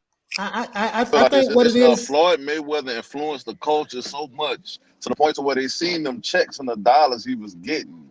See, everybody was pocket watching Floyd when he was, making all that money. They wasn't on it when he was pretty boy Floyd and having to go through the tough competition. So when Floyd really masterminded the business side of boxing, everybody wanted to go that same route. Take the safest fight for the most gain, money gain. And it's cool. I understand that's the safe way to go. But if you're really trying to build a legacy, you're not getting legacy fights like they did in the 80s. With Hagler, Hearns, Leonard. It's not gonna happen because they wasn't stopping fights because of money. They did it because they had to prove who was the best. Well, there were fights in the 80s that didn't happen as well. And it was two top fighters. And it's happened in history, dog, but not to the scale of this. Like all the top fighters, if you do the top 5 rankings through all the weight classes, all this ducking, bro. Like in the 80s, how many times the top welterweights fought each other? Multiple times, bro. Multiple times. We only have 2 top tier heavy welterweights right now. They're both in their prime. Terrence Crawford is 33, about to be 34 years old. So he's only he only has about 2-3 more years of his prime. And they just sitting on a contract that nobody wants to sign. Come on, bro. That's off. Yeah, they're blaming it on there's not enough money, apparently. And so no media boxing. I was going to ask you this question. I know it don't have nothing to do with Wilder, but why are so many people so excited and hyped up about Terrence Crawford and Pacquiao, bro? Like, I really don't see the hype behind it. Well, what do you mean? What do you mean by Terrence Crawford and Pacquiao? Oh, he muted. You muted, bro. I can't hear you. Can you hear me now? Is he talking? Oh, yeah, they're gonna fight apparently. Yeah, can you hear me? I have to refresh my shit. All right, hold on. Yeah, I hear you, coach. No. Terrence Crawford is not fighting Pacquiao. Terrence Crawford is fighting. Pacquiao's fighting Errol Spence, right? Yeah. Yeah, that's probably what he meant. Errol Spence. Yeah, Terrence Crawford is fighting. Errol Spence is fighting Manny Pacquiao. So I got you 504, boss man. Can you hear me now? I think he back in. Okay, I hear you now, bro. Okay. No, you mean they tried Manny to make Pacquiao, that fight though, didn't they? You mean they did. You mean Manny Pacquiao and Errol Spence, right? Yeah. Why is it's specifically Spence fans? I'm like, dog, Pacquiao is way past his prime. He's a decent fighter. He beat Keith Thurman, but that's not saying a lot. Keith Thurman fight once every 4 years, man. Come on, bro. I'm gonna answer that question for you. When it was rumored that Terrence Crawford was trying to make the fight with Manny Pacquiao, certain channels, we know what I'm talking about. Certain channels downplayed it. Oh man, Manny Pacquiao old and Crawford is been chasing this dude for 6 years and it ain't nothing. Errol is going to fight Ugas to unify the belts and yada yada yada yada. But then when that fell through, those same channels was cheering. Yay, that's great. Crawford ain't getting the Manny Pacquiao fight. We knew it. They were so happy. Like, bro, I'm 47, right? Never in the period of time that I've been watching boxing that I've seen boxing fans, quote unquote, happy with that big fights don't get made. I've never seen fans who were fans of promotional companies more so than they was fans in sport of boxing. So if you are a PBC fighter, you get all the praise, you get all the glory, you can do nothing wrong. This is the narrative. That's against the code of boxing, bro. Right, I never seen anything like this. I never seen fans. Oh man, we down with Don King Promotions, and if you with Bob Arum, we ain't rocking with him. Or we down with Bob Arum on Top Rank, and we ain't down with Don King Promotions. But today, see, this is what happened. You have a bunch of fans. These are fanboys. These are fanatics. They care nothing about the sport of boxing. They care about certain fighters who are with certain promotional companies, and all of their content and material pushes that every day of the week. You see what I'm saying? you know, whether you like Deontay Wilder or like Tyson Fury or you don't like him or whatever the case may be or whoever, it doesn't matter. I'm a fan of the sport of boxing. I want to see the best fight the best. Exactly. I don't give a damn who Errol Spence fight. Well, I do. I want to see him fight Terrence Crawford. I want to see them. You know, me personally, I think Errol Spence gonna beat the brakes off Manny Pacquiao. Manny Pacquiao is a legend. He's a legend. That's why he's fighting him. I think he's not gonna knock Manny out. What's gonna really mess their heads up is because Manny's gonna go 12 rounds. He's gonna dominate the fight. Spencer's gonna dominate the fight. But when Manny doesn't get knocked out, it's really gonna fuck their head up. Right. So that's what it is, fam. Like now that Errol's fighting Manny, now man, he's fighting the legend. Now, man, do you see what I'm saying? Errol Spence is making big moves. He's doing this and doing that. But wait a minute. But when it was rumored that Manny Pacquiao and Crawford was gonna fight, what was that same energy? They were trying to put a cloud. This is what it is, Coach. Because in their mind, they looking at it as the passing of the torch to Errol Spence. And because when Terrence Crawford was rumored to fight Pacquiao, they were upset. That's why they kept saying, "Oh yeah, Pacquiao." Because in their mind, it's the passing of the torch. Pacquiao was out of his prime when he fought Floyd. That's exactly what it is. It's the passing of the torch. You know, a bit like when AJ fought Vladimir Klitschko at Wembley. I don't even see Exactly like that. Pacquiao's not the same fighter. He's not the. If you fought Pacquiao 4 or 5 years ago, okay, cool, we can have a conversation. Pacquiao's about to be 43 years old, bro. Yeah, but I bet a lot of people said that when he fought Keith Thurman as well. I'm gonna be honest. I'm gonna be honest with you. I'm gonna be completely honest with you guys. I'm gonna be completely honest with you. I know they love Errol Spence. They love Errol Spence the way they love Wilder. To the point to where it's like a fanatic. Like a fanatic is someone who has an obsession. A fanboy is someone who is a fanboy is really a fanatic, someone who has an obsession. These guys are obsessed with Errol Spence and they are obsessed with Wilder more so than they are obsessed with the sport of boxing. This is not about I support black fighters because Errol Spence, because Terrence Crawford is a black fighter and they defecate on his name. Anthony Joshua is a black fighter and he's a coward. He's this, he's that. They're not with PBC because they're not right. With PBC. This isn't about skin color. This is about PBC fighters. If you are a PBC fighter, you know you would think that Al Heyman, channel, bro, he keeping 100, dog. Listen, you would think that Al Heyman was cutting the Alphabet Boys a check. You would think that Blue Blood, backhanders, mate, Fanon, 7 8 Sports, Boston Ego, you would think that these guys were getting a check from Al Heyman. Al Heyman doesn't show his face on camera. Man. Al Heyman doesn't do interviews. Al Heyman doesn't talk to anybody. He doesn't say anything, right? Bob Arum give interviews with YouTubers with 2,000 subscribers. Bro, I've never seen, and those dudes with the Alphabet Boy community, they are around my age. I'm 47. Those dudes in their 40s just like me. Right. Oh, they annoy me, man. Fanon is in his 50s. You too old to be fanboys. You too old to be fanboys, bro, at this point. Like, it's ridiculous. You would think they didn't know about boxing before Floyd Mayweather. Bro, it's like, and they talk about, but Floyd, listen, Floyd was the PBC. Floyd is the PBC. Once Floyd retired, the PBC has been on the slope. I'm going to tell you something. The PBC I got a video that I have loaded that I'm going to do a live on. The PBC has over 100 fighters. Finish that. They have over 100 fighters.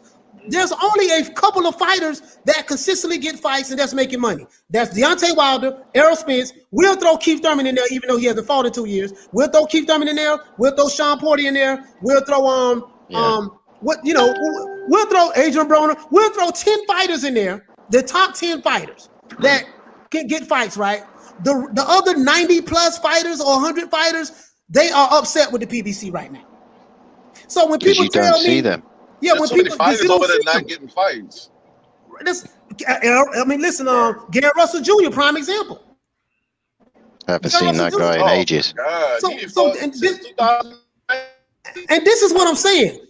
Don't tell me we don't like Canelo. Canelo You know, Canelo's trying to become undisputed, right? He's trying to fight Caleb Eggplant, is who I call him, Caleb Eggplant. He's trying to fight Caleb Eggplant, right? To become undisputed. Okay, but you have Jamal Charlo. You have Jamal Charlo, who's on the PBC. He won't even try to unify with his division. So, oh man, that's if you call it out everything, call everything out, all sides. Everything. So Crawford ain't fought nobody since he been in the welterweight division. But who is Jamal Charlo fought? Okay, he fought Darian Chaco. Okay, cool. Outside of that, who he fought? Nobody that's a big name or a decent name. Right. So, see this in they eyes when they talk about Crawford not fighting anybody, they looking at it as a popularity contest. They ain't even looking at if that guy's really skilled. Because I could look at like Danny Garcia, right? This dude hasn't really beat any top competition at welterweight, but they look at that as well. Earl doing the heavy lifting, he beat Danny Garcia. I'm like, well, who hasn't beat Danny Garcia at welterweight? I can't say this. One thing I can say is this. One thing I can say is it'll be a shame to say that Errol Spence doesn't have a better resume than Bud. That's Errol Spence's resume is way better than Bud's. Spence is better than Crawford, bro. Because Crawford really ain't fought nobody, dog. Like, and it's not his fault. That's the sad part about it. It's really not his fault. What, at welterweight? Well, I look at it like this. If you look at welterweight, let's look at it like this. Errol Spence beat Lamont Peterson. Lamont Peterson was already on his way out the door. Right. He fought Ocampo. Yeah. Nobody even know who Ocampo is, and he was sorry anyway. He fought Mikey Garcia. Mikey Garcia moved up 2 weight classes, and he beat Mikey Garcia. He couldn't even knock him out. It's all bigger names than what Bud fought. They're names. He fought. Yeah, there are names. You saying Mikey Garcia is a bigger name than anybody Terrence Crawford fought? Anybody. Okay, so let's go this way. Terrence Crawford fought the dude for Cuba when that dude was a monster at a lighter weight class, Gamboa.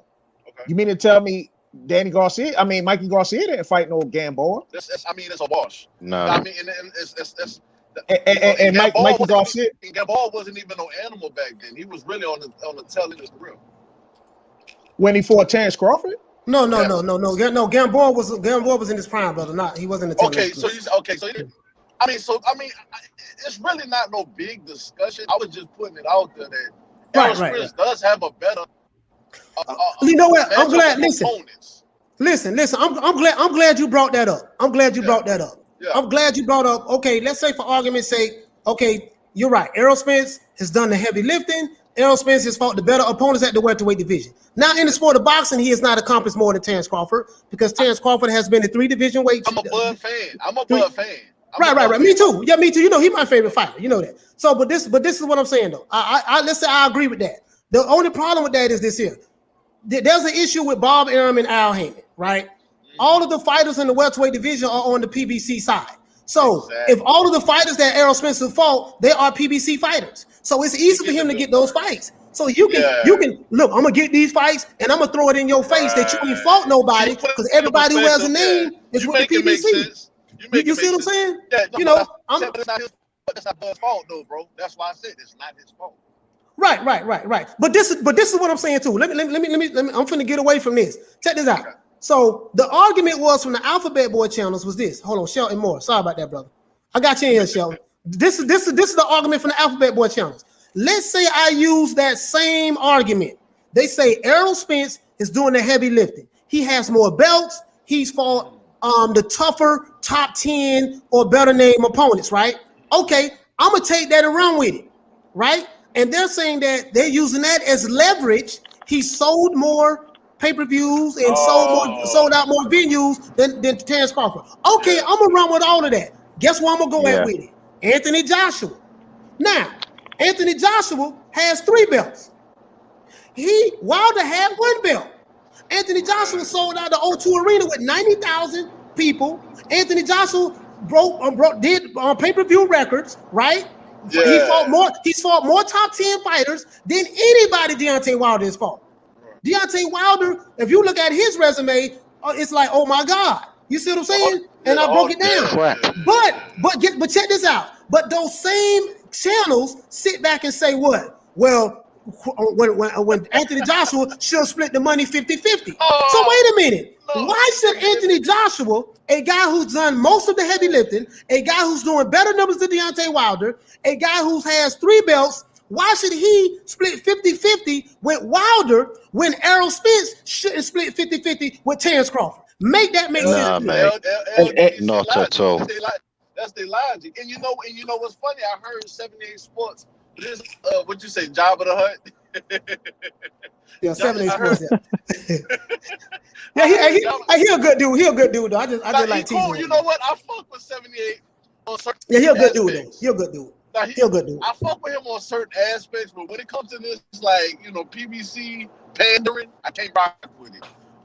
I heard dudes say Pacquiao, if he fight Errol Spence, he's top 5. He's top 5 all time. Dog, not even 3 years ago they was talking about Pacquiao as the PD man. Now he's one of the here's my greatest of thing all too. time. Come on. Here's my thing. If you let Blue Bud tell it, Errol Spence, when he fought Sean Porter, Danny Garcia, and Mikey Garcia, according to Errol Spence, they're already in the Hall of Fame. Oh, That's Can I chime in, fellas? Can I chime in right quick? Yeah, go ahead. Yeah, what's happening, fellas? How y'all doing today? All good. Yeah, man, I heard my man say something about resume. Yeah. Let me explain something to you, man. I mean, I don't know how you feel about this, but I've been watching boxing since 1971, right? Damn. And I ain't never seen it. And I ain't never seen a resume win a fight. Ever. Oh no. I'm a Bud. I've never seen that. So I hear what you're saying. I'm just saying the narrative, right then, that kills their narrative. You know what I'm saying? If you participated in this sport and you've been a fan of this sport, it don't matter. Like you said, who beat Danny Garcia? Because everybody beat Danny Garcia. Everybody beat Sean Porter ass too. Everybody. They take turns. They take turns whooping their ass. Whooping their ass. What, like the whipping boys? So look, none of that shit matters. Because if you can go back in history, y'all might be a little too young for this. Ali was talking cash shit. Choke, you remember? Talking cash shit to Joe. And Joe just said one thing. He said, look, man, you ain't fighting Jerry Corey. You ain't fighting Oscar Bonavena. You ain't fighting Sonny Liston. You fighting Joe Frazier. So all that shit Errol done in the past don't mean nothing. You got to fight Terence Crawford. I don't care what you did to them. So how do you beat me? But I mean, and I think it's messed up because basically Terence Crawford's career is getting entangled and is getting played with because he should have been made way more. And it's not just about money. I think people get too far away with money and management. I feel like he should just be a more active fighter, bro. Instead of sitting on the ground and waiting on Pacquiao, waiting on Spence. Fuck that. If you can't get this, then get the next one. Hey, I got something. It's a two-way street. Go ahead. I'm gonna say this and I'm gonna shut up. It's a two-way street, right? When Terence Crawford came into the welterweight division, he called everybody out who had a belt. Right. He said, who you want to fight? Anybody who got a belt. Right. Now all these dudes, they said, well, you can't fight you. You just came up from 40, go get a belt. He went and got a belt. You're too small, right. He went and got a belt. Now all of these people with belts, they made up another excuse. I can only fight the guys who want to get in the ring with me, man. You notice they ain't if you don't want to get in the ring with me, what can I do? I can only fight the guys who want to get in the ring with me. If you don't want to get in the ring with me for whatever reason, what can I do? This is the problem. This is the problem that I see. They use that as logic, as an excuse to say this is why my guy shouldn't fight you because my guy is fought those guys. You haven't fought those guys, but they know damn well that Al Heyman ain't letting these fights happen with this guy in anyways. So their fans and their fanboys use that as an excuse to try to defecate on Crawford. This is the problem. Now, if you're supposed to be, hey, shout out to my sister, oh my God, in the chat. Raina Ali Bell for oh my God. If you're supposed to be fans of the sport of boxing, I don't care who. I just want to see Errol Spence and Terence Crawford fight each other. I don't care if Errol Spence is with Al Heyman. I don't care if Crawford doesn't talk. He doesn't say much. Man, they ain't got nothing to do with boxing. All I care about, it's not my job to run interference for Terrence Crawford. Just like it's not Terrence Crawford fans' job to run interference for Errol Spence. Because guess what? Yeah. Neither one of these men know us. They don't know us. I No. just want to see the fight happen. Just like I want to see AJ fight Wilder. I want to see Wilder fight AJ. I want to see Fury fight or AJ. I just want to see the fights, regardless of who wins. The fights, regardless of who wins. All the fights we talking about should have been made 3 years ago. I gotta leave. Well, the thing to me, you gotta leave, Carnage. You happen? Yeah, I got to bounce, Coach. Thanks for letting me come on the show, man. Thank you very much, bruv. All right, let's ring the Ali bell before you go, brother. Ring I'll the see Ali if I bell can to my come back brother on, Carnage. yeah? All right. Shout out to my brother Carnage, man, for coming through for us, man. Have a good one, brother. All right, so my thing, brother, is this here, man. Like, we just want to see the fights. We fans of the sport of boxing, we just want to see the fights. And the problem is, I'm finna tell you something. That you probably don't know. I spoke to Bernie the Barber, not on the phone. Let me clarify that. I do not have his phone number, but I spoke to him in chat. Bernie the Barber said that they're leaving Top Rank. Terrence Crawford contract is up in October of this year. He has one more fight left on his contract, irregardless of what. You see what I'm saying? He's leaving. Now, and he said that they're not happy with Bud. I mean, they're not happy with Bob Arum. They know that Bob Arum is against Crawford. This is what they're saying. This is what he told me. So I believe that Crawford is leaving. Where he's going, they're not going to the PBC. I can tell you that right now. They're not going to the PBC. Good. So I don't know what, but he said that they're going to take the Floyd Mayweather route, meaning we're just going to fight the Mexican fighters. No, I'm serious. I'm dead serious. Do you think he should link up with Eddie Hearn? Because Eddie Hearn been big fights. Yeah, he's been pulling big fights, but he hasn't pulled anything from Bobo Andrade. Yeah, I think he hasn't done anything for Devin Haney got a big fight coming up now.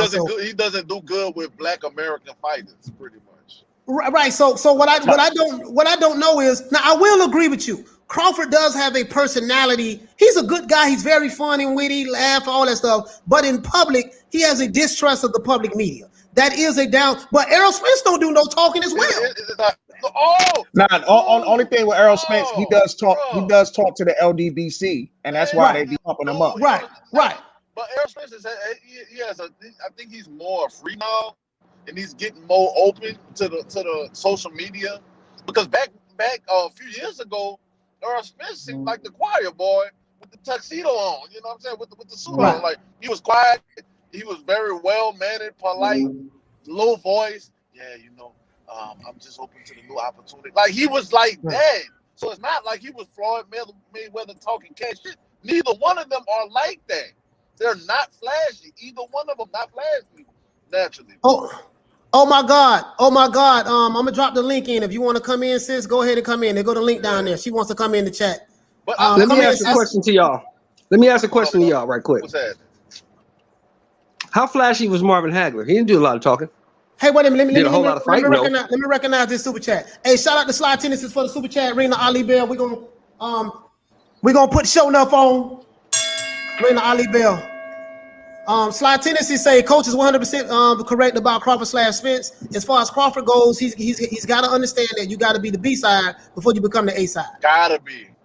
He's the B side. He's definitely the B side. But look, I totally disagree with that, because the fact of the matter is that Mike, no, because Mikey got a 50-50, Sean Porter got a 50-50.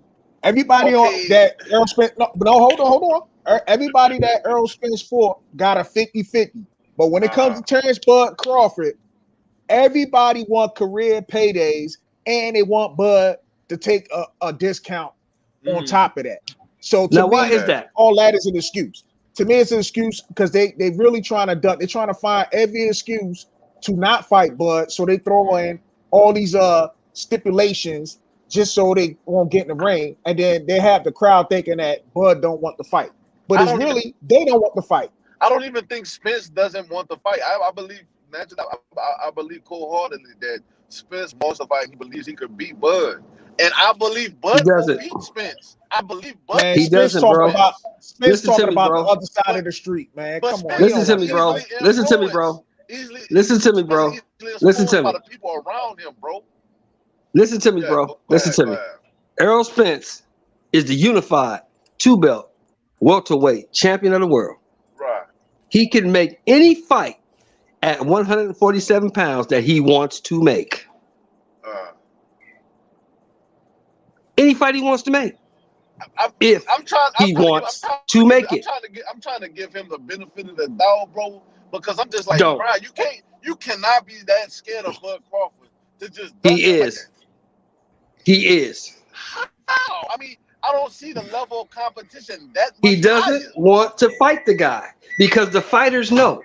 We know a lot of things. We on the internet, we talk a lot of shit, and that's all gravy. That's good. But when you in them gyms every day and you a professional fighter at the top level, you know who is who. Shout and out believe to you me, them dudes know who is who. Shout out to I will fight him.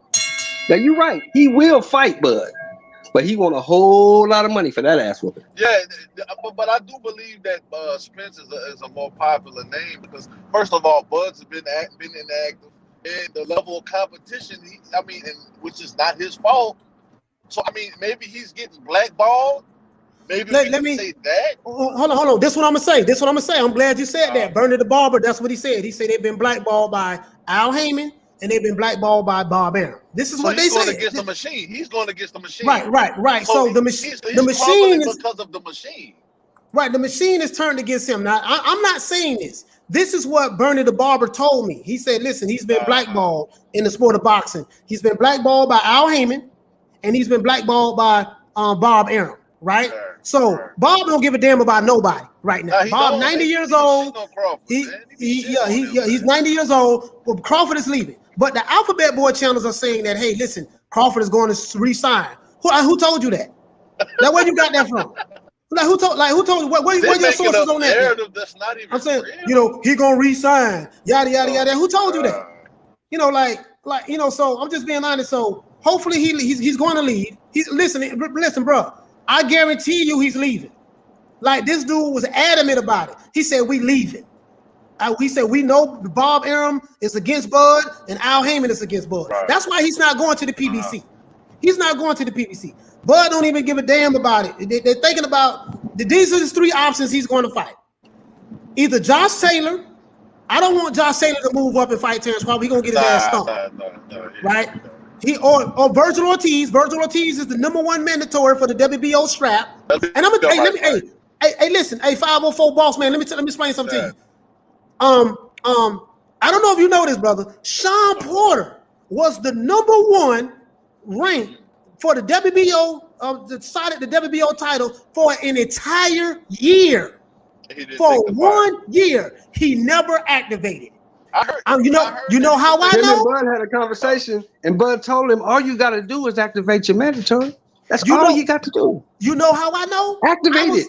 I was on his podcast, and he broke it down. He explained it. He said, "Listen, all you guys saying that I was #1, I should have activated the mandatory. You guys don't even know how mandatory works." But he never explained how it works. But then he went on to say, "I'm not going to say Crawford. It's not Crawford's fault. Crawford didn't want to fight." This is what Sean Porter said. We ain't talking about Kenny Porter. I'm talking about Sean Porter. He said, "What you guys have to realize, I have people who I have to listen to."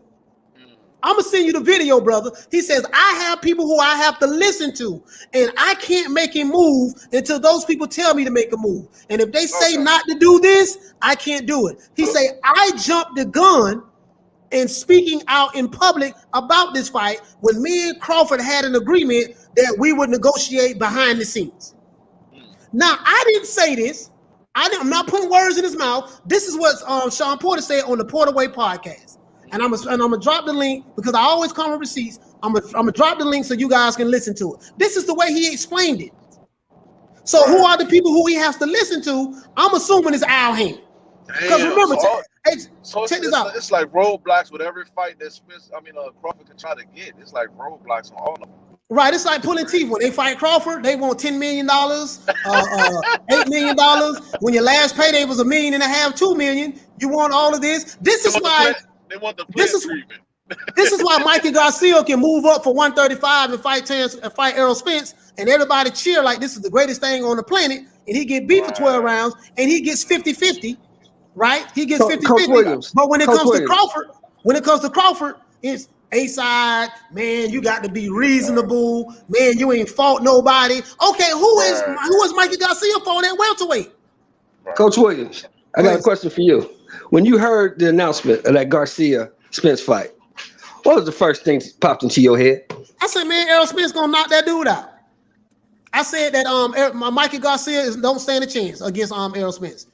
First thing I said was why? Why are you gonna beat up on the little guy? That little guy ain't got no shot.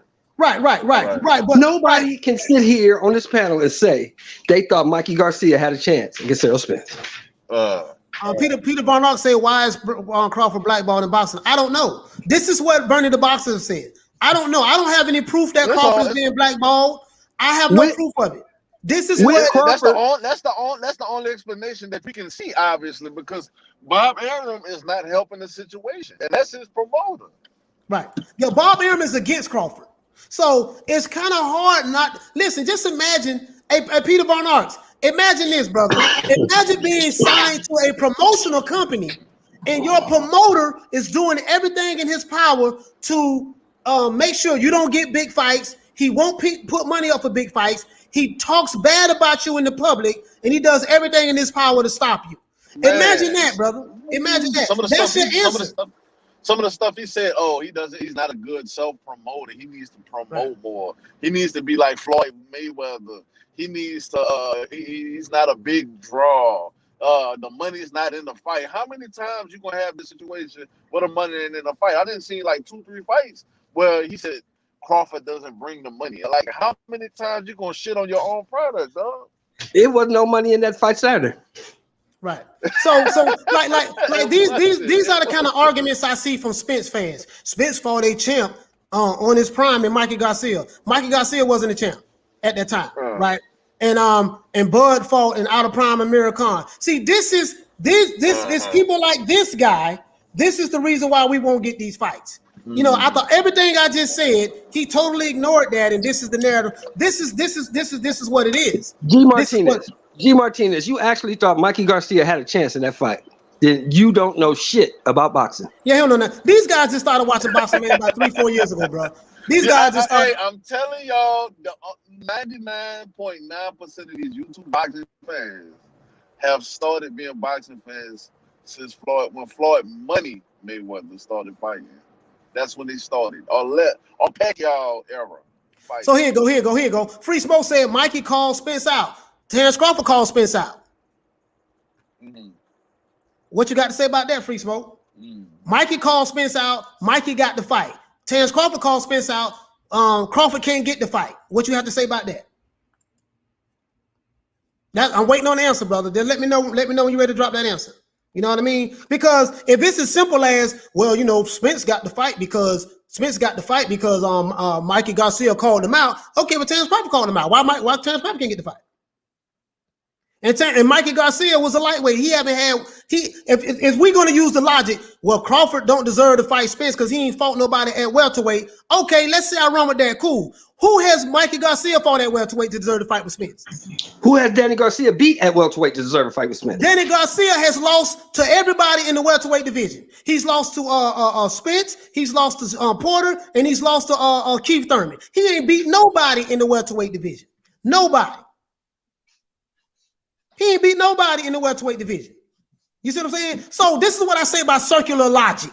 If I use people like G. Martinez, if I use your logic to explain certain things, it don't make no sense.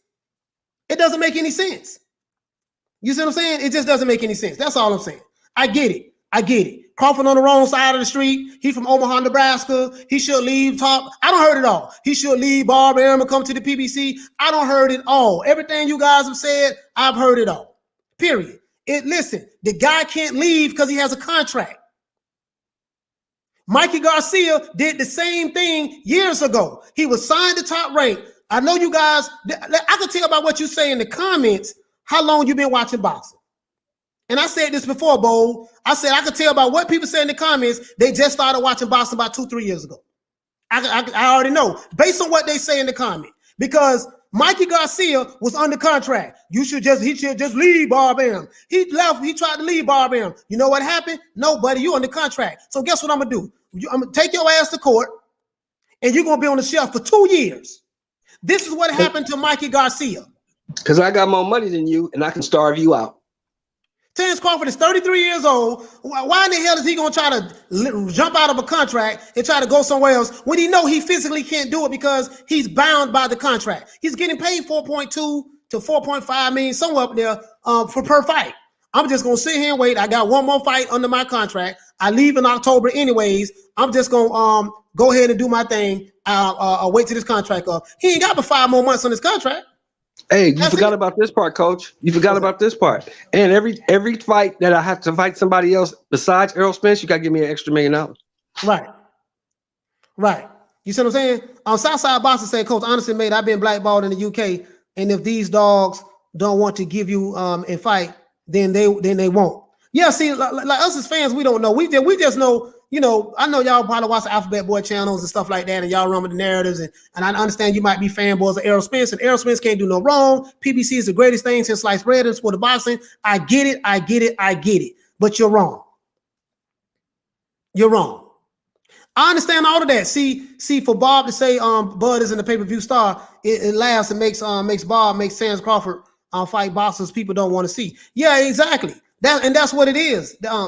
504 boss man, you back, brother. Yeah, that's what it is. So you have a God, please do an all-female panel that loves the sport of boxing once a month. That would be epic. Yeah, I would. Oh my God, I would do that, sis. You have to keep that'd be cool. I'd like to hear that. Keep the creeps out the chat when they on there.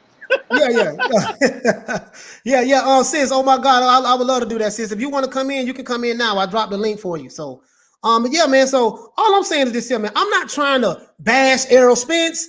I want to see that brother do well. I'm not trying to bash Terence Crawford, Wilder, whatever. All I'm saying is, guys, is this. You have pieces of trash like Al Heyman and pieces of trash like Bob Arum and Frank Warren. These guys are the problems in the sport of boxing. Yeah, they do make big fights, but they make selective fights. For every big fight Errol Spence get that he's happy with Al Heyman, there's 25 or 30 other fighters with the PBC who's mad as hell as Al Heyman. Because there's a bunch of guys over there can't get no fights, and they upset right now. They can't get no fights. You see what I'm saying? So I don't want to hear this about what PBC is heaven for anybody who's a boxer. BS. Because you got about 10 or 11 fighters who speak good about the PBC. What about them other 100 fighters they got on the PBC who ain't fighting nobody? Ask Gary Russell Jr., is he happy with the PBC right now? Man, that dude there, when the last time we seen him? So, what about Benavidez? Benavidez can't even get a fight with Jamal Charlo. He can't get a fight with any of the top guys with PBC. Hold on, Coach. Let me ask y'all this. Because this is some crazy shit right here. When the last time you heard somebody call somebody out? And then when the person answers the call out, well, you got to be 25, you got to have a vaccination, and I don't fight at 68, I fight at 60. But you call me out. Yeah. But you call me out. What type of whole shit is that? That's crazy. That's crazy. Listen, y'all, I love Jamal Charlo. Jamal, I ain't crazy about Jamal. Jamal is the lion. I call Jamal Charlo Tony the Tiger. That's what I call him. Jamal Charlo want all the smoke. Jamal is fighting to become undisputed junior middleweight champion of the world. Jamal Charlo is babysitting his WBC belt fighting Montiel. That's who we fight. He ain't trying to fight Triple G. He ain't Boo Andrade. I don't like you. We gonna freeze you out. You ain't trying to fight Murata, the WBA champion. Listen, how are you chasing Canelo Alvarez? This is what I gotta say.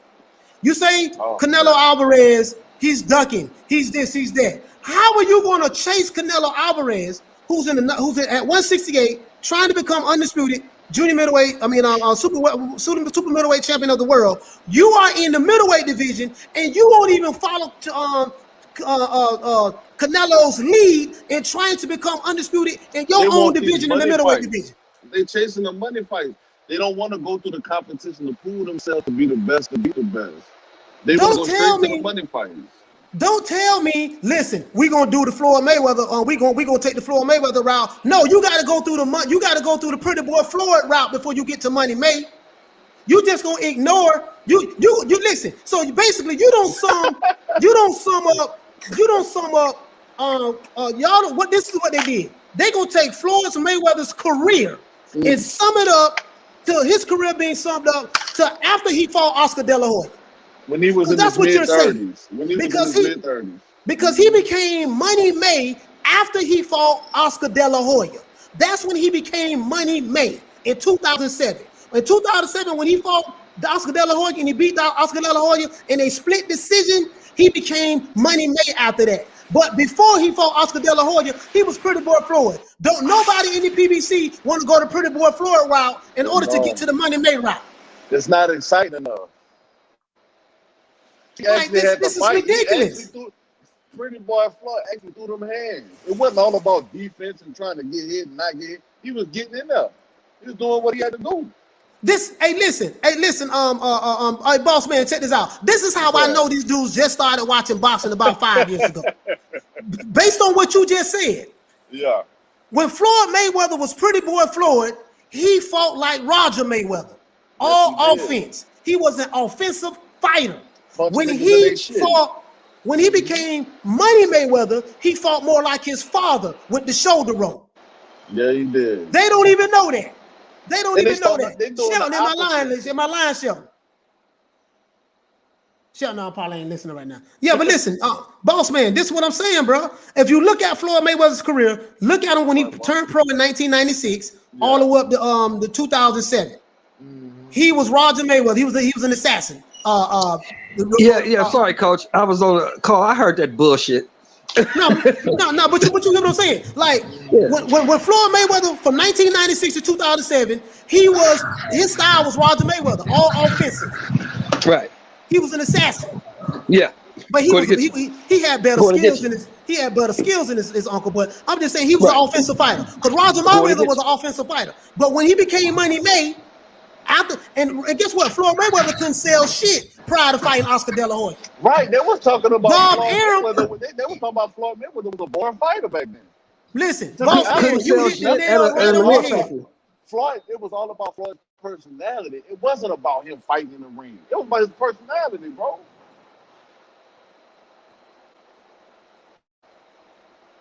Listen, boss man, you hit the nail right on the head. When Floyd Mayweather, prior to him fighting De La Hoya, he couldn't sell nothing. Bob Arum was trashing Floyd Mayweather the way he's trashing way he was trashing Terrence Crawford right now. People don't even remember. This is how I know they just started watching boxing, boss man, 5 years ago. Right, coach. He couldn't sell ice water in hell. And guess what happened? So guess what happened? Guess what happened?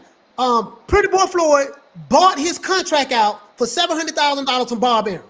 Right. Bob Arum let him buy his contract out, and he took off. Fought De La Hoya.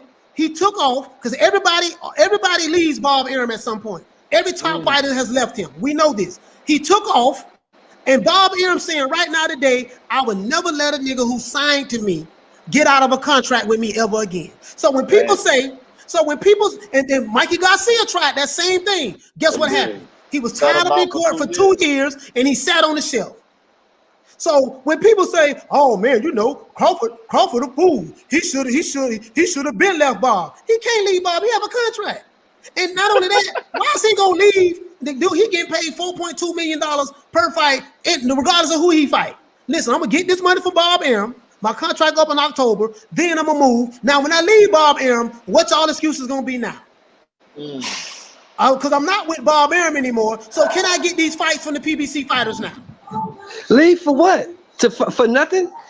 Just because you go to the PBC don't mean you go get them fights. No, Bob, but Crawford got to leave. He got to leave Tommy.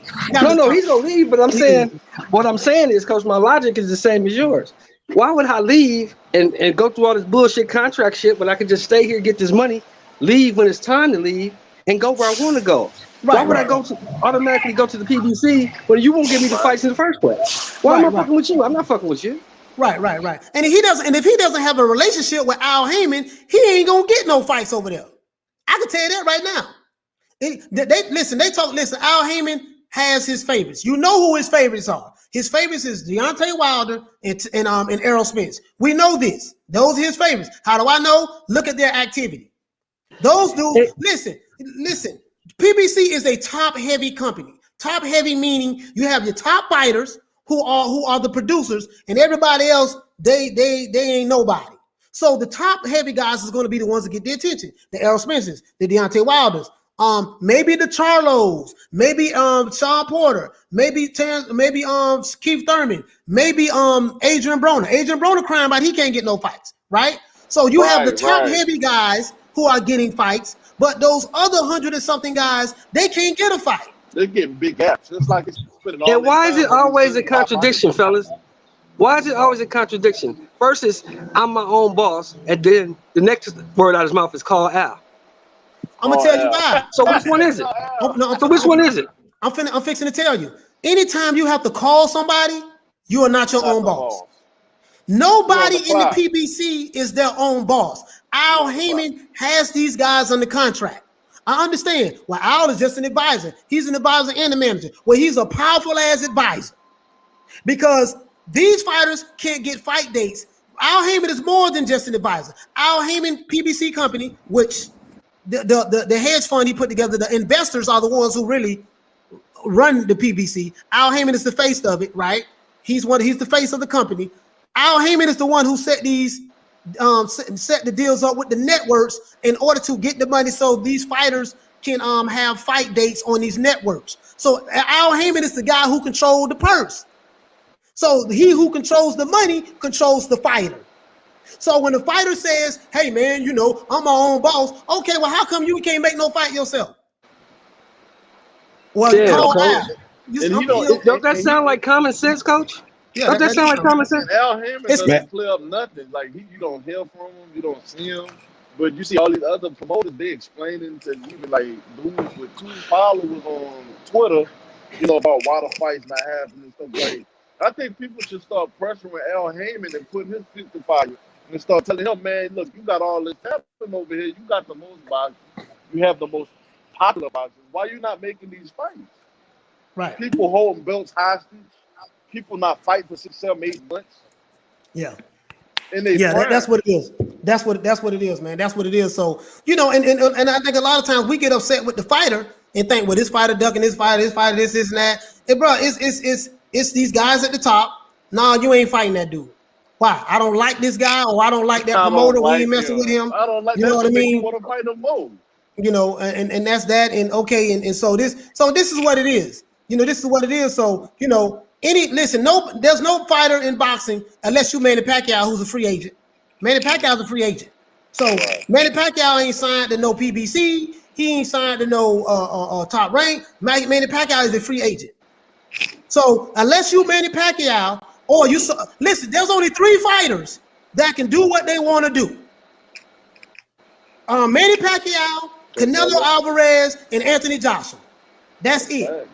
Everybody else got to call somebody. Eddie Hearn says, I work for Anthony Joshua. Whatever Anthony Joshua tells me to do, that's what I'm going to do. Right?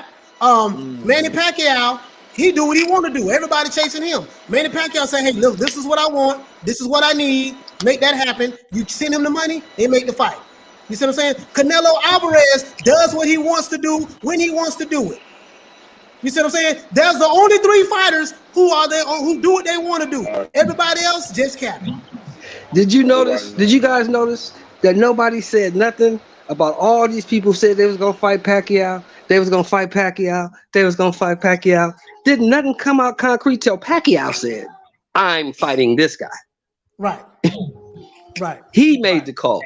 I said this 3-4 months on your show, 3-4 months ago on your show, Coach. You don't call out Mackie. You don't call out Manny Pacquiao. Manny Pacquiao picks you. Picks you. Yeah. Now, when Manny Pacquiao was with Top Rank, he had to do what Bob Arum tell him to do, right? So when Bernie the Boxer told me that, hey, listen, we're going to go to Floyd Mayweather route, what he meant by that is we're going to be a free agent. We're going to leave and be our own thing. You're going to go independent. So that's what he said, right? I believe him. He said, we are extremely upset with Bob Arum. He said, Bob Arum is holding back, but we know he's totally against us. We know this. But what I will say is this here. So the people who say, well, listen, man, Bud should just leave. For all you people who say Bud should just leave, you just started watching boxing 2-3 years ago, maybe 5 years ago. You don't know what you're talking about. Because if a fighter has a contract with the promoter, if you piss that promoter off and you say, I'm going to leave, guess what? Your ass gonna get sued. You're going to court, and you're gonna get thrown on the shelf. And you same guys who picking at Terence Crawford, happy that he can't get fights, you're gonna be picking at him and still happy he can't get fights, saying I was done what he did. So I mean, you guys, some of you guys are really, really like. I know you don't know no better. I know you don't know no better. You know, Jamel is the beast for sure, and the underdog. That's my guy. Yeah, for sure. Oh my God, for sure.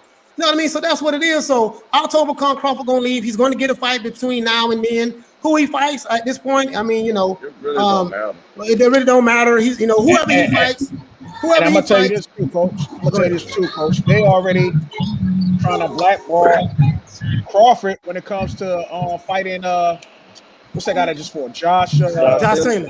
Yeah, Josh Taylor. See, Mikey Garcia already came out talking about Josh Taylor shouldn't fight. Mikey Garcia trying to fight every damn fight. Yeah, Mikey Garcia trying to take the Josh Taylor fight. He's trying to cut Terence Crawford off, basically. Hey, Bo, I don't want to see that fight anyway. Terence Crawford beat the dog shit out of Josh Taylor. I don't want to see that. Well, I mean, my thing is at least, you know, fighting Josh for Josh Taylor, because I'm a Josh Taylor fan. For Josh Taylor, I want to see Josh get done like that. Right. But I'm saying it just let him stay at 140 for a while. I just rather, you know what I'm saying. Let's say if you fight Josh Taylor, nobody can say Crawford ain't fight a nobody. I mean, they could say, oh well, he's not gonna get credit for that beating up on that little dude. He's not gonna get credit from him, but I mean, technically, Josh that's the Taylor only name that's really out there that he can touch. That's the only name he can really touch. That's like he gonna smoke. Josh Tayller won't make it past 6 rounds with Crawford, man. Come on, man. I watched that whole fight, and what I saw, he won't make it past 6 rounds with that shit he was doing Saturday night. Yeah, he wide open for him. He wide open. He won't make it past 6 rounds, man. Don't send that boy up there to get smoked like that. I just heard some dudes the other day talking about how Errol Spencer's making boss moves. What fucking move did he make? He didn't make no goddamn move. He didn't make no move. Manny said, "Hey, come here, boy. I'm gonna give you a fight." That's what happened. Yeah, pretty much Manny Pacquiao picked him, pretty much. Hey, as a matter of fact, I heard the reason why Pacquiao picked Spence instead of Terence Crawford is because he thinks Spence is just too slow. You know, he say he thinks Spence is too slow and too basic. But I you know, also I could add on to that. I mean, Spence is a drunk. You know what I'm saying? He drinks too much, and I think that's going to be his downfall. I mean, Spence got skills, but his drinking, that's going to be his downfall. Yeah, somebody said he's still drinking to this day. To this day. So this brother here say Andrew Roberts say that Taylor owns Crawford. Too easy for Josh. Okay. All right. Nah, he ain't ready for that. Well, I'm glad he hyped it up. So when Crawford busts his ass, he gonna have to well, you know what they're gonna say. You know, if that fight is made and Crawford destroys, they're gonna say he beat a little guy. They're gonna say, oh, he ain't fought. Listen. It's something that my mother taught me. People like this guy, Andrew Roberts, people like some of these other guys.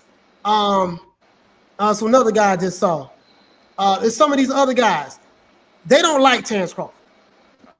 There's nothing that Terence Crawford can do to make them like him.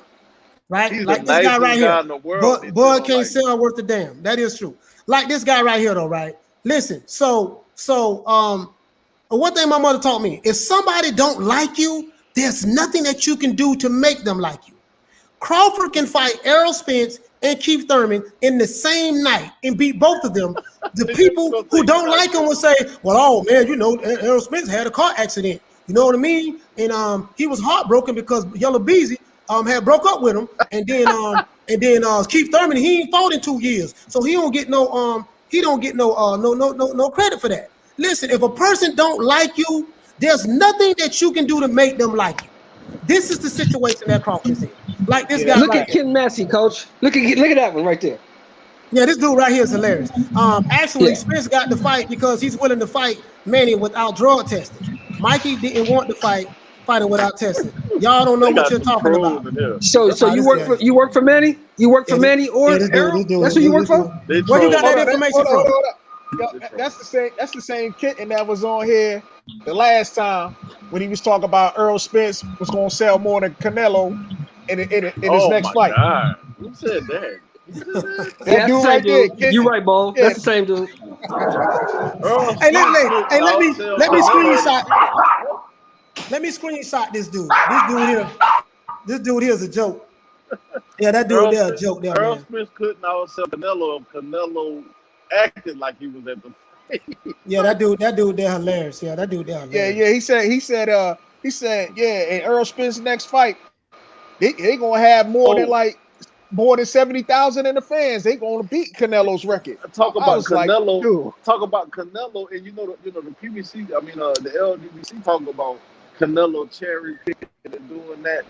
All he's doing is following your father God figure, Floyd Mayweather's blueprint. That's all he's doing. Yeah. He's Yeah, following what Floyd did. yeah, it's hilarious, man. It's hilarious, man. It's hilarious, bro. It's so hilarious. Like I don't even. Yeah, these dudes. You think you can have a debate with one of them dudes, bro? Nah, or you think it'll be a waste of your time? It'll be. Listen, I'm finna break something down to you. Hey, Ken Macy, this is who you is, bro. Kenton. I'm finna break this down for you, brother. I'm finna show all of you guys on the panel. Don't waste your time with the fanboy. I'm finna explain to you. Because you hear that word fanboy thrown around a lot, right? But they don't really understand what the definition of a fanboy is. So, I just went ahead and said, okay, because I had it written down on the pad, but this is a fanboy. Kenton, this is for you. Special shout out to you. This is for you and all those who think like you. And a fanboy is an extreme fan or follower of a particular person, concept, or sports, whether it be sports, television, film directors, or whatever, known for a complete lack of objectivity in relation to their preferred focus or narrative. Usually, they argue with circular logic that they refuse to acknowledge. Arguments or debates with such people are usually futile. Even flaw is spun into semi-virtues, and everything else is blown to comedic or complementary proportions. So to answer your question, when you say that, do you think that you can have a debate with these guys or you'll be wasting your time? According to this definition of what a fanboy is, I would be wasting my time. Period. Never argue with a fanboy. You can tell by what they say in the chat whether they are fans or fanboy. You automatically know. They fanboys, bro. You will listen. You can talk till your lips fall off. You're gonna be wasting your time. Just listening to them, you can tell that there's no way you can debate them because they're so stuck on it. See, it goes against everything in the sport because coming up, you know what I'm saying, you're supposed to be a fan of the boxer, but not a fanatic. And you should respect other fighters that are good fighters as well, regardless of the race, regardless of what promotion team they with. I like Dave Tony. I like Roy Jones. I like Noah Hopkins. I like Winky Wright. I like, you know what I'm saying, Tyson. I like Lennox Lewis. Like, people respected the peers in the boxing sport. You understand? Yeah. I would listen. Andrew Roberts.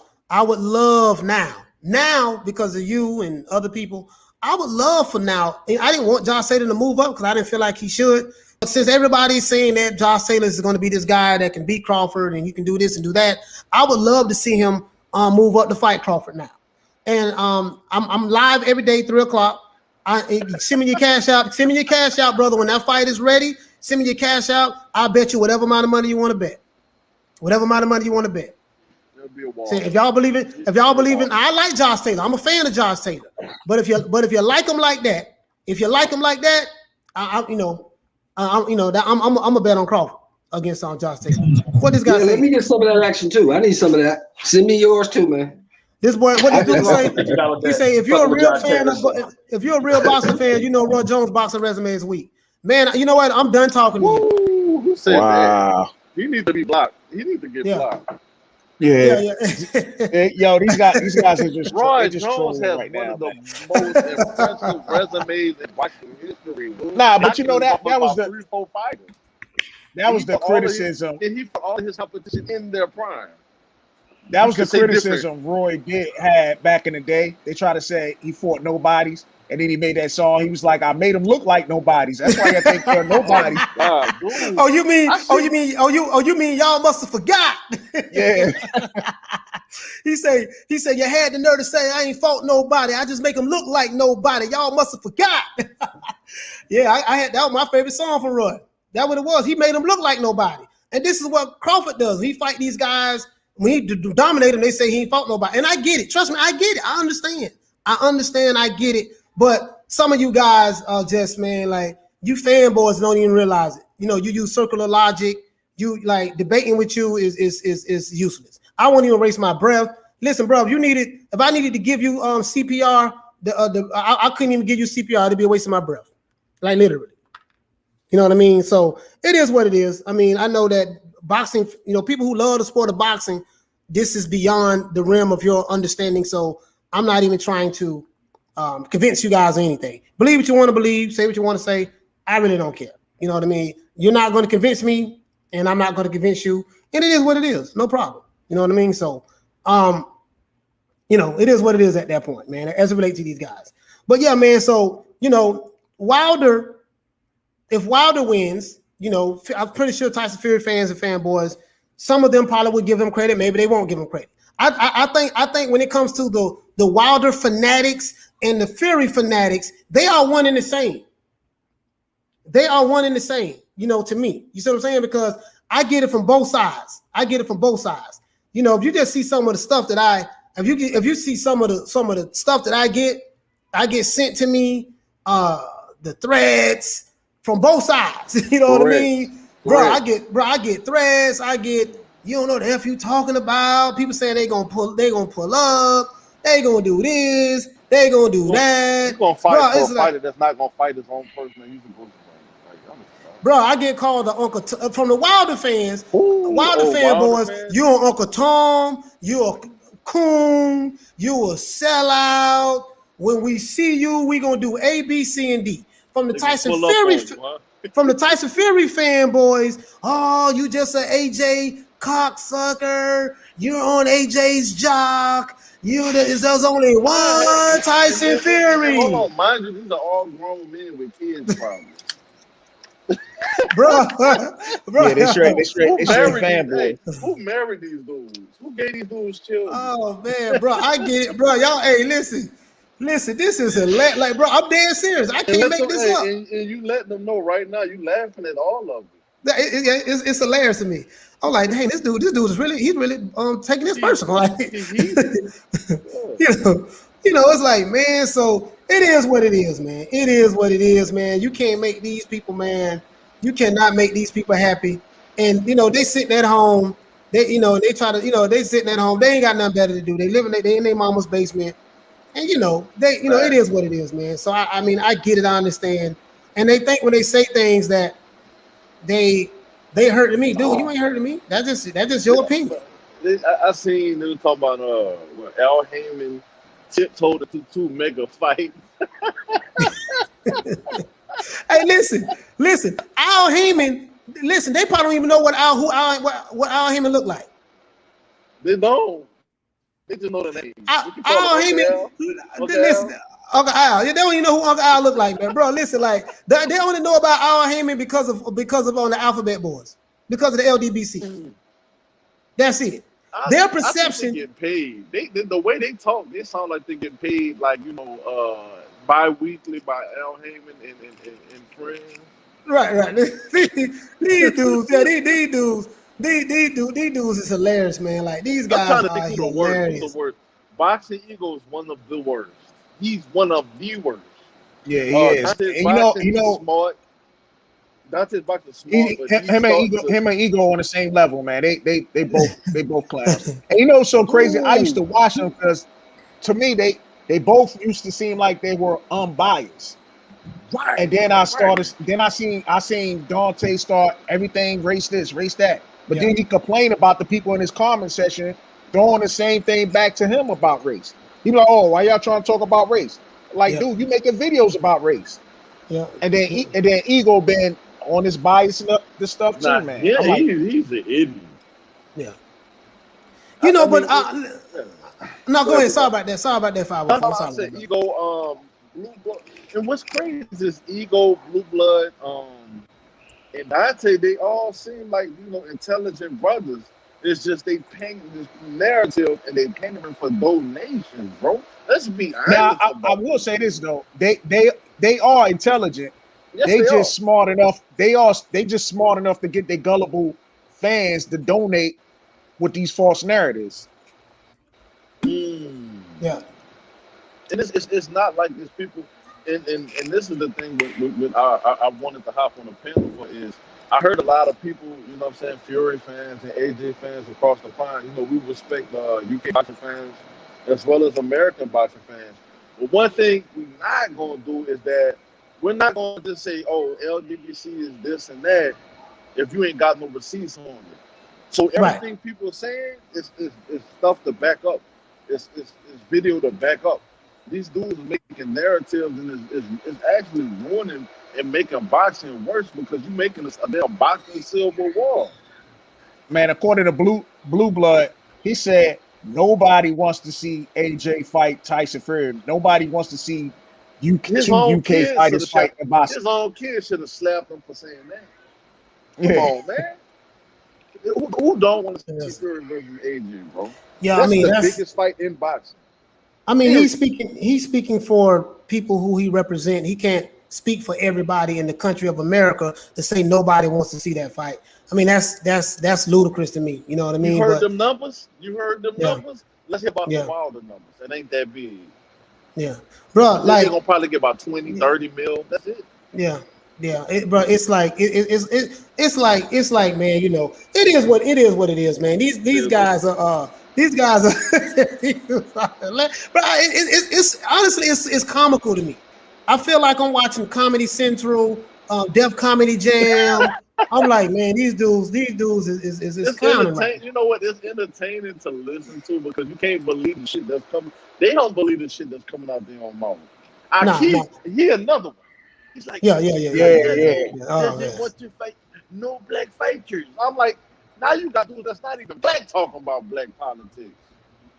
That's You know, because he's Dante's Bias Nation protege. Yeah. We just say whatever Dante say. Yeah, what they? Oh, they'll call him mini me. Yeah. No, but that's how he got his start though. No, he's right. That's how he got his start on 504. He started out with Dante's. Dante had moved to I think he's in the Philippines. He moved to the Philippines. Thailand. Okay, Thailand. He moved over there. So Aki got his start from there. You know, on Dante's channel. Right. Nobody like Aki TV. He's born.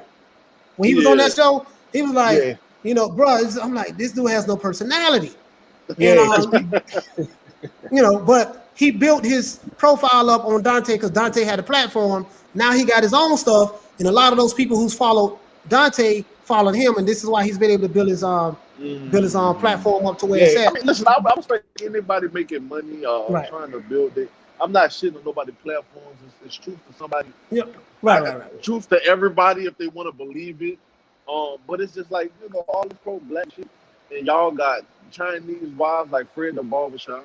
You know what I'm saying?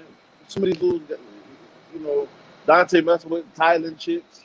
You know what I'm saying? Y'all ain't got no black wives or nothing, and y'all talking all this pro-black shit. Yeah, for real. And Dante just had a baby with a top. Yeah.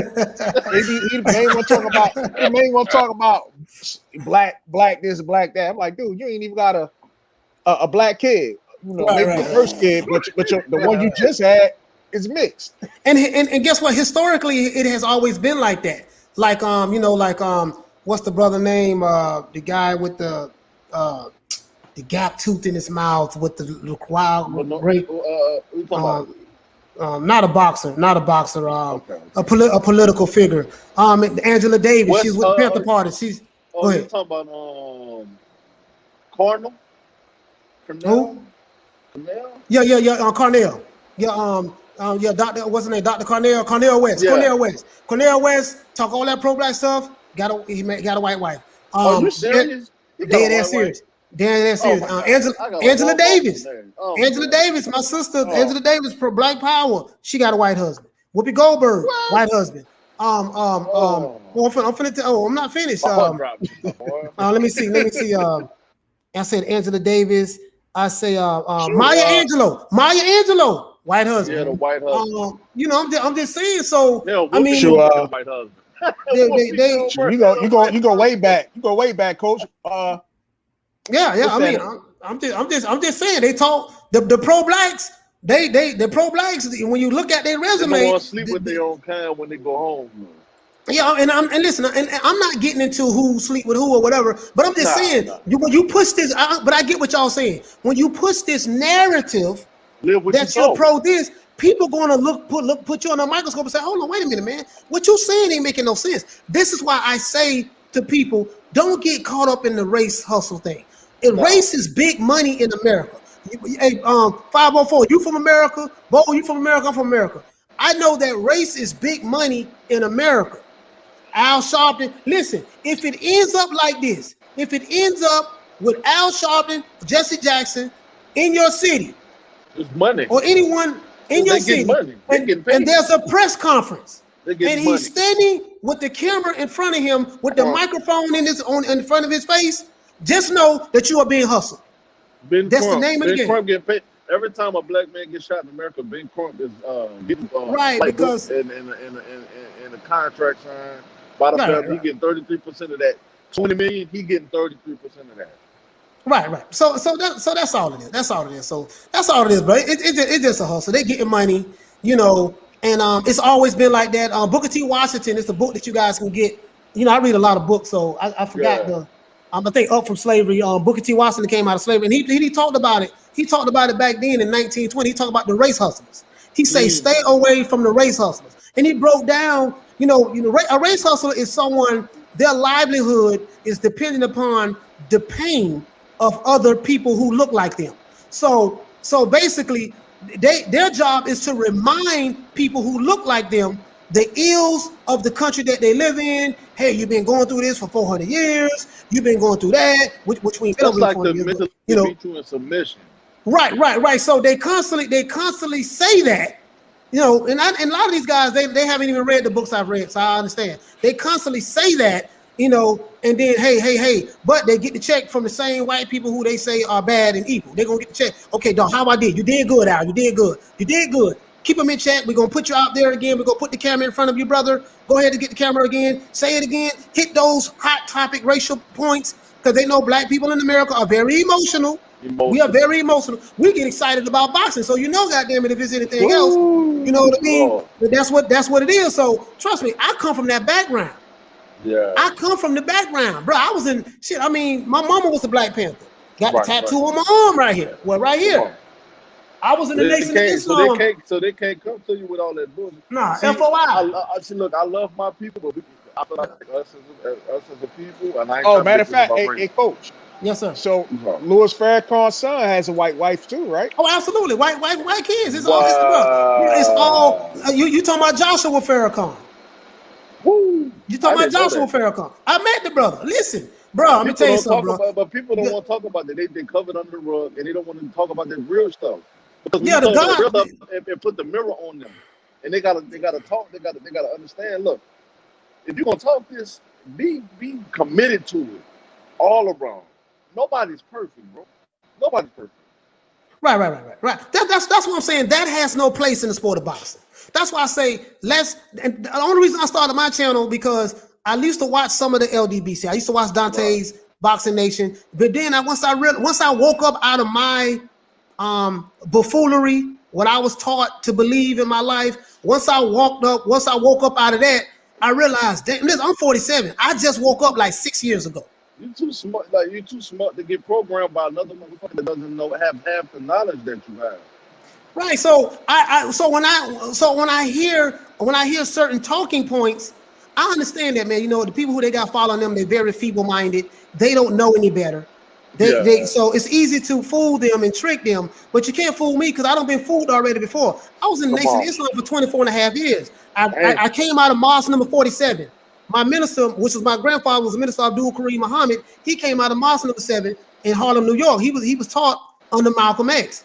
Malik El Shabazz, RIP to him. So trust me, I get it. I was taught by the best. So I know what I'm talking about. So I started my channel and said, listen, I want to be the anti-race hustling narrative. So I know what the alphabet boys are doing. I get it. They're getting their super chats. I'm not knocking them for getting their money. Get your money. If that's what you got to do to get your money, you ain't robbing nobody, you ain't shooting nobody. If you got a low IQ fan base and they're gonna send you super chats based on emotional, because they know they're gonna get an emotional response from you. Yeah, we gotta stick together, man. We brothers. Make sure y'all send that super chat. Bam. You see what I'm saying? And we just gonna keep pushing that same slap to the face. Yeah. Somebody say, we, man, you listen, know, people gonna give you money if they really support you. You ain't gotta beg. Right. Right. You know what I mean? And they don't really like, so that's what it is. That's what it is. So what this guy said, once Ball started signing them checks for you, to do something else. Anyways, yeah, he ain't got nothing better to do. You know what I mean? Yeah, he's just trolling.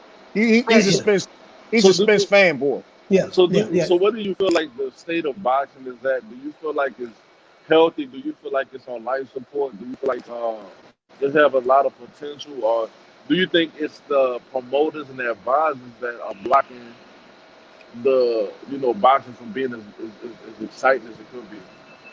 Boxing has always had politics in it. Remember, it was real bad back in the day, back when Sugar Ray Robinson and them fought. The racism was real bad, and the mafia controlled the boxing. It ain't nowhere near as bad as it was then, but now you have the same game but different characters. You have Al Heyman now. You have Bob Arum, who's been around forever. Don King, he's still promoting, but you don't hear nothing about him no more. They all have stuff with them. Right. So hey, coach, I'm gonna go ahead and let y'all go, man. I'm gonna catch up with y'all tomorrow. Okay, all right, fam. Let's ring the Ali bell for my brother Bo.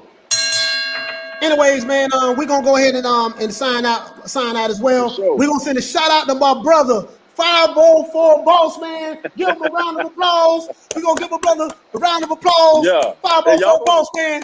Give him a round of applause, man. Hey, I'll be watching from the bushes, you know what I'm saying, man.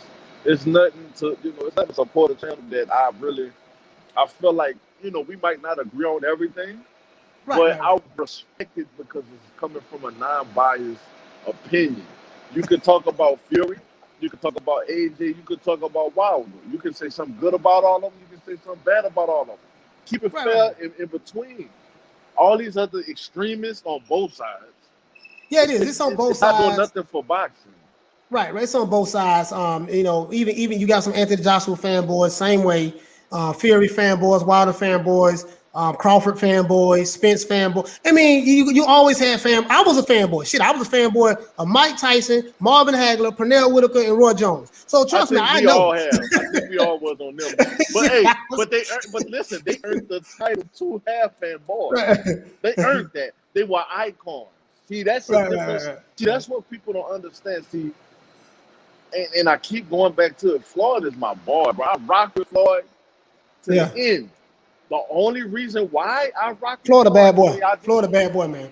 The only reason, because I didn't see Floyd. You know what Floyd reminds me of, bro? And people gonna forget him, Kobe Bryant. Kobe Bryant, Kobe Bryant was one of them players where you could put all the chips in the poker table against him. And when it came to that clutch time, he gonna shoot that 3 and he gonna put that dagger in your heart. You be like, God damn, why I went against Kobe again? That was the same thing against Floyd. Floyd always proved people wrong. You know what I'm saying? And super chats on him. But before that, they had icons bigger than him. Floyd's not the best fighter of all time, bro. Floyd's not the best. He's one of the best. See. He's not the best. Brother said I don't read super chats. Hey fam, I didn't see the super chat, fam. If I missed it, I'm sorry, brother. I really am sorry. Shout out to Dwayne Curry for the super chat. I didn't see it, brother. I apologize for that. Appreciate you having me on the show, big dog. Appreciate you. Yes, sir. Yes, sir. So anyways, man, shout out to everybody in the chat, man. I'm gonna get everybody a shout out. Shout out to my brother who just came off 504, my brother 504, man. Shout out to you, fam. We're gonna give everybody a shout out who's here before we go. Shout out to my brother Halim. Shout out to my brother Onyx. Shout out to Lisa Bales who was here. Shout out to Shelton Moore was here. Shout out to my brother Tellum who was here. Shout out to Smith and West. Shout out to Peter Von Arts. Shout out to Peter Reeves. Shout out to Tabs. Shout out to Javigo. Shout out to My brother Nearly Fuller, man. We're gonna ring the Ali bell for Nearly Fuller too, man. That's my brother. I know he been working real hard. Nearly Fuller Jr. You know what I mean? Shout out to that brother there, man. That brother there, man, is a good guy. Shout out to let's see, G Martinez. I disagree with you, but it doesn't matter. Kenton Macy, disagree with you wholeheartedly, but give you a shout out anyways. You know, shout out to Will. Shout out to Richard Margison. Shout out to my brother Peter Von Ark. Shout out to Andrew Roberts. Let's see who else we got. Shout out to my brother Alan Skill. Shout out to Graham Taylor. Shout out to, let's see who else we have. Oh my God, my sister, oh my God. Listen, sis, I'm gonna work on getting that all-female panel for you. I promise you. Let's work on that. I got one sister in the UK, Lady Shan. I'd love to have you on. We can get Lisa Bells on, and I'm gonna see can we get Karma Serene on. That'll be an all-female panel. And the sisters, you know, definitely here to support the boxing from a woman's standpoint. You know, because we do have a lot of women who are fans of the sport of boxing, so I would love to have you on, sis. Okay, love to have you on. Shout out to Andrew Roberts. Shout out to Cool Chill. Shout out to let's see who else we have. Shout out to Dave. Shout out to Dave Mali. Shout out to I said my brother Nearly Fuller. Shout out to Richard Margison. Said him. Shout out to let's see Elvis, my brother Elvis in the building. Shout out to Onyx. Shout out to my brother Onyx. Let's see. Shout out to Smokey Joe. Shout out to Jason Ladd. Let's see. Who else we got? Shout out to Wesley Andreas. Shout out to, let's see who else we have. Shout out to JC in the building. Shout out to, I said Jason Ladd already. Shout out to Anna Lee. Shout out to you, sis. I'm so sorry that I didn't recognize you earlier, sis. I do apologize. Shout out to Anna Lee. Shout out to you, sis. Shout out to, let's see who else we have. Shout out to The Real Zoe. The Real Zoe, shout out to you. What you say, The Real Zoe? They don't gave half a hundo to your boy Blue. The Real Zoe, what's up, fam? What's up with you, man? Hey, that is funny, man. That is funny. I'm not gonna lie. That is funny. Yeah, Blue funny dude though, man. I like Blue. Blue funny. He funny as hell. I'm not gonna lie. Let's see. Shout out to who else we have. Let's see who else. I just want to make sure I cover everybody who I haven't said. Shout out to Julesa Nicholas. He says, say what you want, but the LDBC info be facts. The LDBC called out the arbitration months ago. Okay, they got one thing right. They got one thing right. Now they facts. Okay. All right, now let's see. Shout out to Dwayne. Sorry about that, brother. Shout out to Bobby Bass Knight. Who else we have? Javis Bickle. Shout out to you, fam. And who else we have? Shout out to Oscar De La Boya. Shout out to my brother Charlo. Bring the Ali Bell from my brother Charlo. And shout out to Pound for Pound Boxing Real News. Shout out to them. Please go to his channel and subscribe. You know what I mean? And I think that's it, fam. So other than that, man, it's our boy Coach Malachi Williams. Represent for New Media Today USA Boxing. We'll be on again tomorrow at 3 o'clock. 3 o'clock once again. We'll be on again tomorrow. Once again, it's our boy Coach Malachi Williams. Represent for New Media Today USA Boxing. And peace. Man, I'm out of here, bro. Let's go.